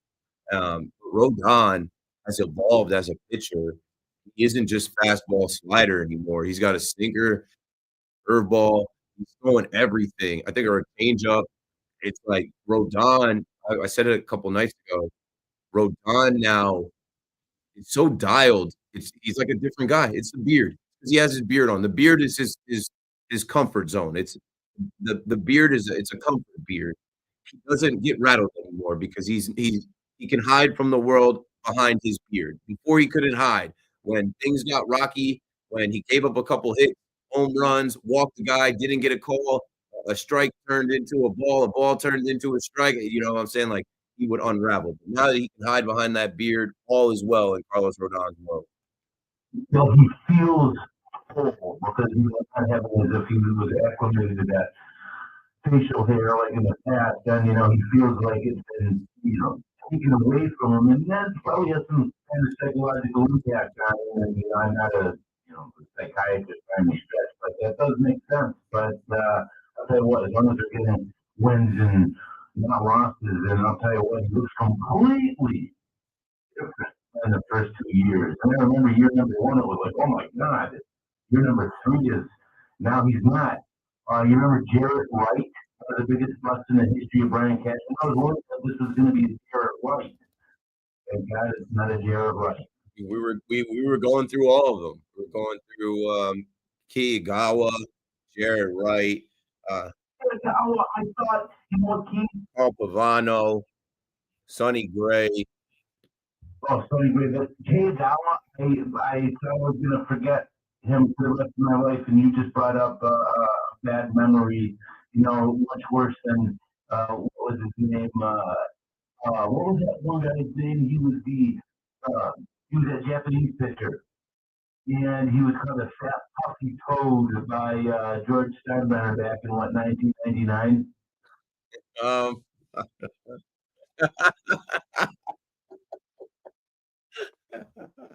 Thanks for the call, Rob. Yeah, I forgot about that too. In 99, I was fourth grade. With Loopy on the late night. I need to go home. But I'm gonna bring us home, man. We're not done. We gotta take a break. When we come back, I'm gonna finish strong and run through the tape and close this thing out and get you guys ready for Big Mac show. So Big Mac will rock through the overnight. And I'm pretty sure Big Mac will be done, and then I'm done, and you won't hear from us until we do our weekend show. So, Big Mac is the new Saturday host at Beningo on Saturdays, I think 9 to 1. I'm not exactly sure of the times. Big Mac has a Saturday vehicle, and then I have the Sunday Saw show. So, this is a good night, and then into the morning, and then you don't hear from us for a day or so, and then we pop back in on the weekend. So 888-808-1019 if you would like to say anything to me, if you'd like to get a word in, a question in. Maybe there's something that I didn't hit on in this show that you want to bring to the table. We can do that. And then when we come back, the time is fire on me, and I will pass the mic to Chris McMonagle. This is Keith McPherson on the Fan, your nighttime host. Don't go anywhere. We'll be right back. Bro, sometimes I get loopy. Sometimes I'm loopy on the late night, bruh. Sometimes I need to go to the crib, bruh. But yo, appreciate it. I saw you said you had an extra seat. I can't go. Is this weekend? I can't go. I'm going to the game tomorrow, and then I gotta go home and be a family man. But thanks for the bread.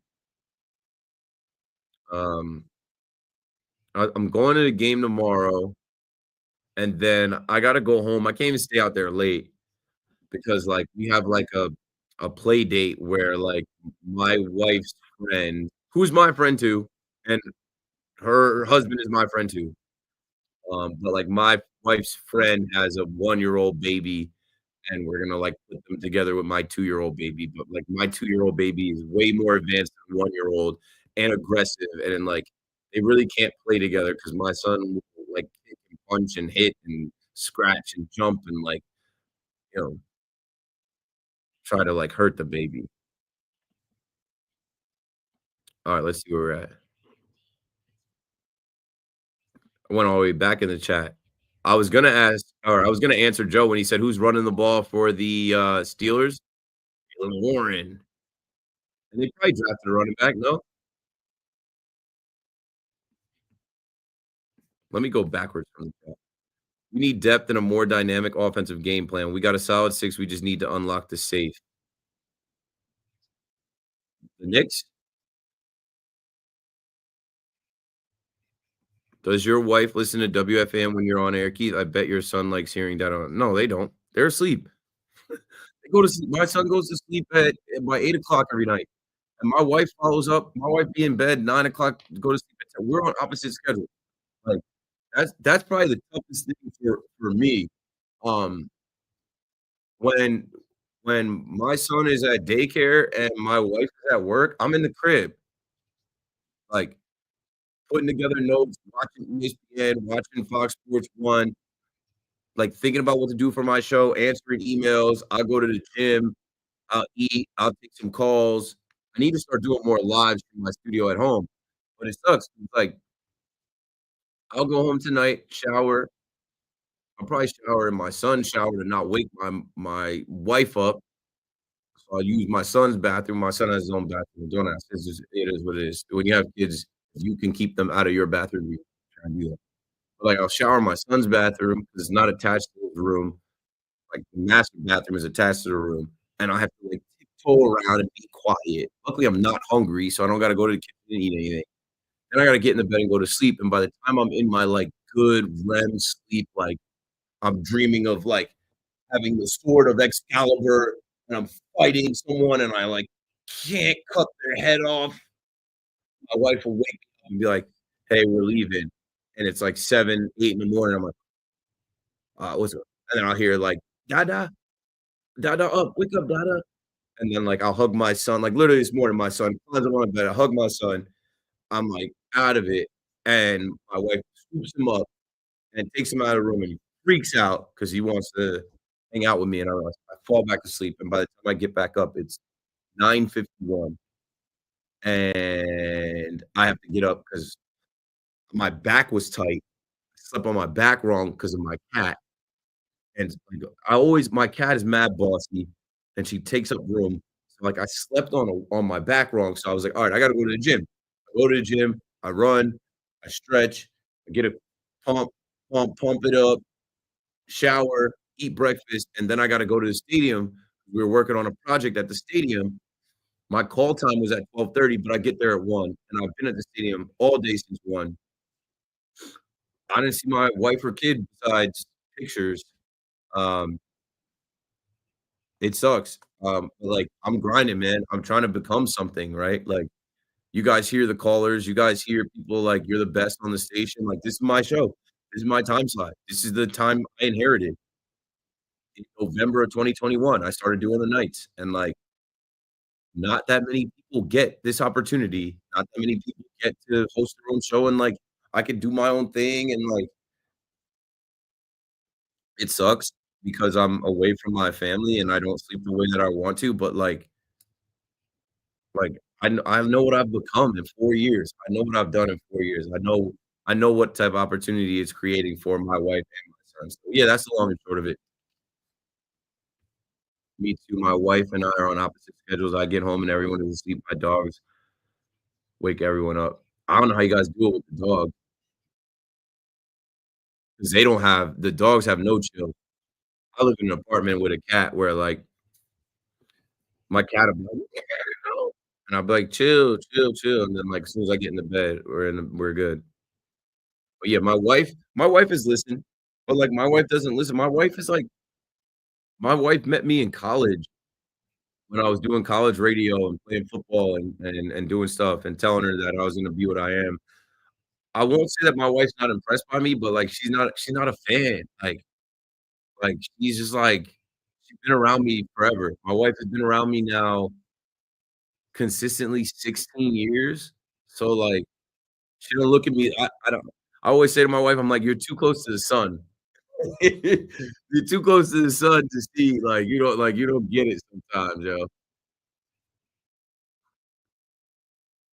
4 dogs and 3 cats? That's crazy. Well, God bless, you're a animal person. Yeah, this is New York.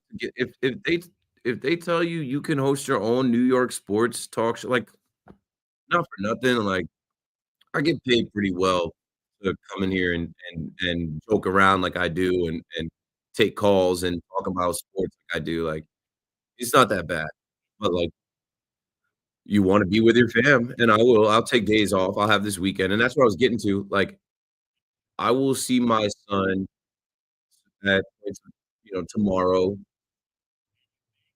I'll see my wife tomorrow because she'll work from home. But then by like 4 o'clock, I'm out to the stadium, and they already know. Like, Dad, I got to be at the game, and then it's Red Sox Yankees. I got to rock. Oh yeah, Bing, Bing, Bing. Some light.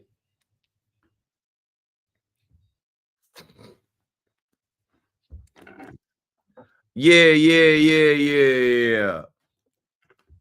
Yo, shout out to Tim Hill. Tim Hill warms up to Nas represent, and it makes the stadium. It sounds good in Yankee Stadium. I cannot. They're not going to change it. I got to the bottom of it. I know. I talked to the people, and I don't have the power. Some Yankee fans seem to think that I had the power to change the beard policy. Some Yankee fans think that I had the power to stop playing Frank Sinatra after losses. So some Yankee fans thought that I had the power to make them stop playing those little snippets of songs. I can't do it anymore, yo.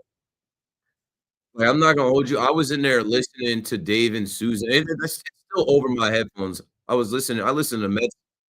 Listened to Mets 880 Odyssey Radio in like the pregame of the game today, and then I have my headphones in there, like my earpods. People watching on chat, like I had these with me in my pocket in Yankee Stadium. Like what I'm saying is, like Max Fried will throw a pitch. It's a 1-0 count, and then you'll hear like, "Turn his TV off. Turn his TV off. Turn his TV off. Turn his TV off. Turn his TV off. Turn his TV off." And it'll be like, bam, bam, bam, for like 5 seconds until he's like, it's like, is it a pitch clock thing? And I think it is because I got to the bottom of it, and it's inspired by the NBA, and not the Garden. The Garden, they have the accordion and dun, dun, dun, dun.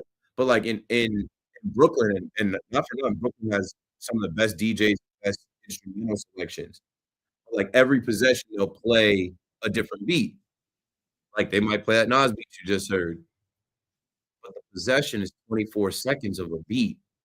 In Yankee Stadium, between pitches with the pitch clock, like, look, I don't need it, but I understand why they're doing it. Supposedly, the players like it, and it's to get the fans' attention because so many people in there are on their phones. So many people are doing other things. They're not really watching the game, so it's like a way to keep like, all right, you know what they played? They played the "I can make your hands clap," and just that, not another "I can make." It's just "I can make your hands clap," and then that's it. I It started last year in the postseason. It's been going on. I don't know. I've already been to like 20 games this year, and I'm just like, when I'm sitting in the lower bowl, the 100 level, it's like too loud for me, and I don't need it. It's like I sometimes don't you want to just like be at the stadium in the game, like watching all the little things and be in your own thoughts? That's how I know I'm getting old too, man. 'Cause it's for the, like, younger people that have shorter attention spans. I don't need the music blaring every 4 or 5 seconds in between pitches to make me watch the game. I'm watching. I'm looking up at the vertical break. I'm looking up at the pitch count. I'm looking at what pitch they threw. I'm even paying attention to the guy in the on deck circle. I'm looking at the guys in the outfield, in the infield where they're lined up. I'm like, I don't know. Maybe I make too big of a deal. It's something that I checked and I'm like, "Why do we do that?" And I got to the bottom of it, and I'm like, "We're not gonna change this." Supposedly, the players like it, and it's a way to keep fans engaged, and it does, like, not me, also too, I come from a DJ background where, like, when you're a DJ, if you tease a song in the club, play the whole song. Well, not the whole song. A rule of thumb as a DJ is you don't really need to play more than 2 minutes unless it's a song that people sing along to, don't cut it short. Right, like, Fleeks played "Rock the Casbah," and I knew, "Hey, we gotta let this build till we can get to rock the Casbah." As a DJ, you tease 4 to 5 seconds of a song and you don't go into the next song and you come back, I don't know. That's just a little sidebar before we get back to the calls at 888-808-1019. I don't know, they're playing like 4 to 5 seconds of random songs in between pitches in Yankee Stadium. It didn't always go on. It started off in the postseason. It's continued this year, and I guess it gets people to like be in the. But like me, I'm. It's, it's like, do we don't need it, but now it's not going away. And I feel like now if they take it away, it's gonna be like, oh, it's quiet in here, or people aren't paying attention as much. It's a sign of the times. These Gen Zs, I don't even know the generations. These Gen Z kids, man, it's the TikTok stuff. They watch a video for 15 seconds on TikTok. They need something else. Screenagers addicted to the screens and to like get your attention in the stadium so you don't go back to your phone, blast the song to get you to think something's happening. And then next thing you know, what's happening is the pitch coming across the plate. 888-808-1019. Michael is in North Jersey on the fan. What's up, Michael? Yeah, staying in earlier. Crazy. I'm on the way to the Poconos on a train right now, so I'm glad I was able to call. Get the time. I'll just quickly say, because you mentioned it, I don't know whether to comment on the music, but I have noticed that people tend to work for the most part, but every now and then they'll kind of get out and dance a little bit. I guess if they just happen to like the song. So I guess for like casual fans, there is some, like they were saying, some sort of a purpose to it. People engage to some extent if they happen to like the song. But I just wanted to say for tonight, a few things. Well, at least from my perspective, I was all the way up to the grandstands. I could only see so well, but he didn't seem to really have his stuff tonight, and he was struggling to get guys out of points. But he still performed so well, and I think that's a really great thing to see. Obviously, it'd be great for a guy to just be like totally dominant every single performance, but like for a guy to be like a little bit off, but still just really just about as well as you could really ask for, especially throwing a lot of pitches in the first inning, but still just putting together a great performance. I thought that was really good to see. I would also just mention, one you probably mentioned earlier, that I only got to listen to part of your show, that you got a couple really good performances out of Bellinger, of course, and also on spacing, someone else. Oh, yeah, Chisholm Jr. had another great game. I think those are really great things. Yeah, I'm not too worried about those kinds of people performance, especially at Bellinger, and hopefully Chisholm more. Well, I'll just leave you with kind of some questions. The starting pitcher pitching has been a little bit of a concern for me, like a couple months ago. I think this is really exceeding expectations, if anything, with all the injuries, especially. I guess, what are your thoughts coming into the All-Star break, kind of after the All-Star break, and not to get too far ahead of ourselves, but going into the postseason also? What are kind of your thoughts about where we are, where we're heading, how things look with that starting pitching? Thanks for the call, Michael. I'll try to go backwards or start from where you were and try and come to where you finished the questions. And there was a lot. So, like with Bellinger, or not Bellinger, when we'll get to Bellinger, we'll get to Jazz, we'll get to the trade deadline, and then I guess the postseason. Starting off with Max Fried in that first inning, that pest, Jose Ramirez, didn't want to cooperate. Max Fried was about to strike out the side to start the game. And Jose Ramirez chops one that lands into the infield, and it's just like, dang, this guy is you can't stop him. I was saying, I don't know why he decided to race away in Ohio. I'm sure the Dodgers would have easily paid him whatever he wanted, whatever. So that happens, and then there is a fielding error, on the throw to first base. Ben Rice back to first base. Not saying that. I don't even remember. I don't think I could really see the throw from where I was. I don't think it wasn't anything of a big deal. Ramirez steals a base, and then David Fry walks, and then it's like, all right, so he gets into a little jam in the first inning, and I think he ended up throwing 28 pitches, but he locked in. He only faced 3 hitters in the second. He only faced 3 hitters in the third.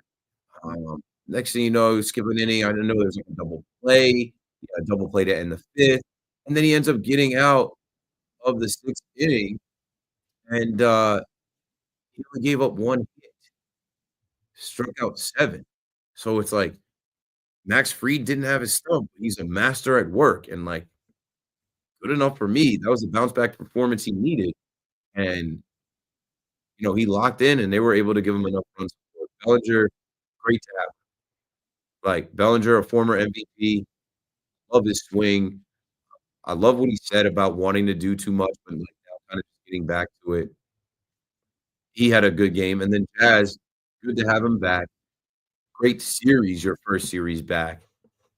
Keep it up, raise that average, and just like keep swagging out there, man. He had another swinging bunt. Um, had speed and athleticism.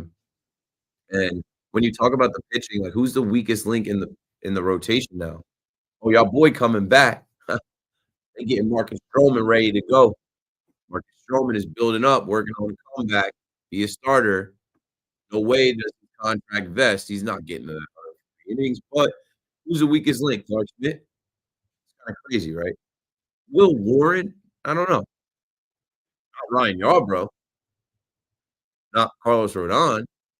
Definitely not Max Fried. Who's the weakest link in the rotation? Clark Schmidt or Will Warren? Like, if they're the weakest links with what we've seen out of Will Warren and Clark Schmidt, so be it. But when you get to the deadline, Cashman already told y'all on MLB Network Radio 2 weeks ago, pitching, pitching, pitching. He's going to try and have pitching.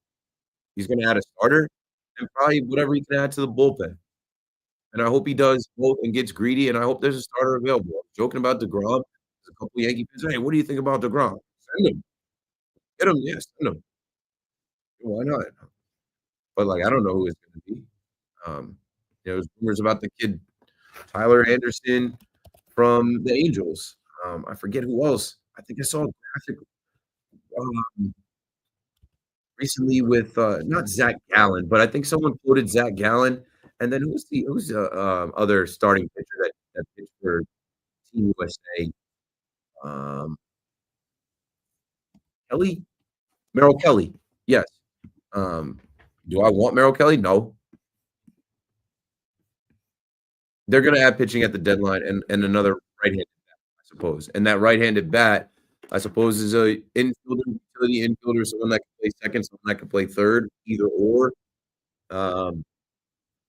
So that I don't know. I think they might want to keep Jazz at third base. Looking for a second baseman, right-handed second baseman up over DJ, Raza. I wish there was a Tommy Edman available. I don't know.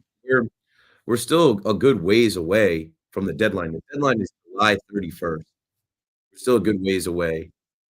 You know how Cash not making a move right now. He's gonna squeeze these guys. He's talking to people right now. But he's just gonna let a couple weeks go by and check back in. Hey, how's it going? Yeah, it's that guy we talked about. Oh, yeah. Oh, well, I noticed you guys just lost 5 games in a row. So go ahead, what's that? We'll do it on deadline day. On deadline day? Sure. Like 3 hours before the deadline? Yeah, yeah. I'll talk to you then. That's when Cashman will punch his ticket for whoever he gets. I'm not worried about it too because this team doesn't give you much to want for. Like they're about to bring Stroman back to start. Luis Gil's about to come back. Stanton is about to come back. Bullpen arms are about to come back, like Jake Cousins. I think like JT Brubaker and Scott Effross are trying to work back. Like before you know it, Luke Weaver will be back and by All-Star break. So, there's not much to be desired here, but I do hope that they get greedy and they really like stack the deck, as I say, and they say, yo, we can get through the American League and get back to the World Series again, and let's stack the deck and have a team where it doesn't matter who comes out of the National League, we can beat them. Last call of the night goes to Pete in Queens. What's up, Pete? You're on the Fan. What's up, Steve? Two things I want to say about Nick. But first of all, the Rock the Cavs thing, I just have to say something that I grew up in the 80s and I hated that song. And my daughter, when she was growing up, she was like 5 years old and she knew I hated it. And she used to play it on speakers in the morning on purpose and come downstairs. Crack up. But good memory. I was cracking up when you were playing it, and I was like, you know what? I think I like this song. But anyway, I wanted to talk about the Knicks. I was a huge Tibbs fan, no question. There's something that I feel. There's two things I want to say about the Knicks. But there's something I feel that no one brings up in sports radio or anything. About the Knicks getting a coach. Organizations like the Knicks, you think they would fire a guy like Tibbs which is probably the top 4 or 5 coaches in the league, and took them to the Eastern Conference Finals and just fired him and not have a plan, they have to have at least 2 guys that they're ready to rock. Yeah, I think they have some type of a rough draft. I mean, it's not finalized yet, but they got to have a plan. And it seems like an overreaction, but I think it was leading up to this the whole time. So, No, I think they had it before, to be honest. I think they yeah, because the writing was on the wall for them to be a second round exit again, and that's grounds to be fired. Like, yeah,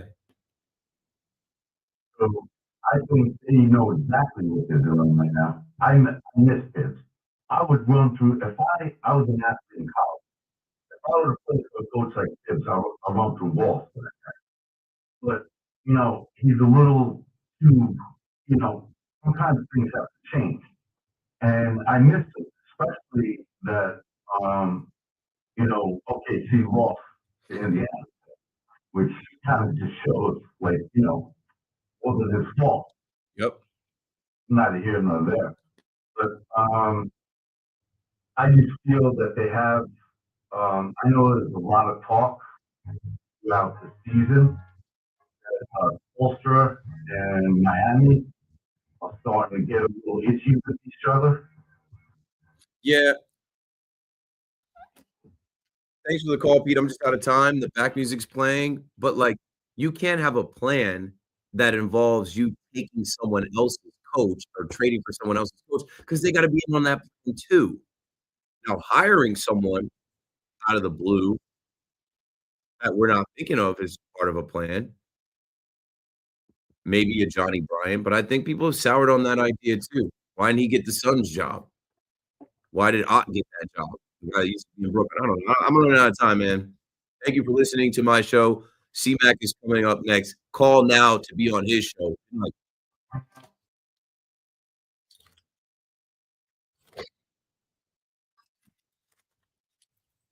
All right, I gotta run home and dive headfirst in the shower. Like I've been wanting to take a shower. Like we're back in the summer and like summertime in the city and being at Yankee Stadium and being around that many people and dapping people up, sitting in the bleachers and sweating, being gross. I'm about to get in the shower and just let the water wash over me for 20 minutes before I even add the soap. Appreciate you, and all of you for rocking with me. I'm not on tomorrow. The next time we'll do this Sunday at 1. I'll see you at Yankee Stadium. Good night.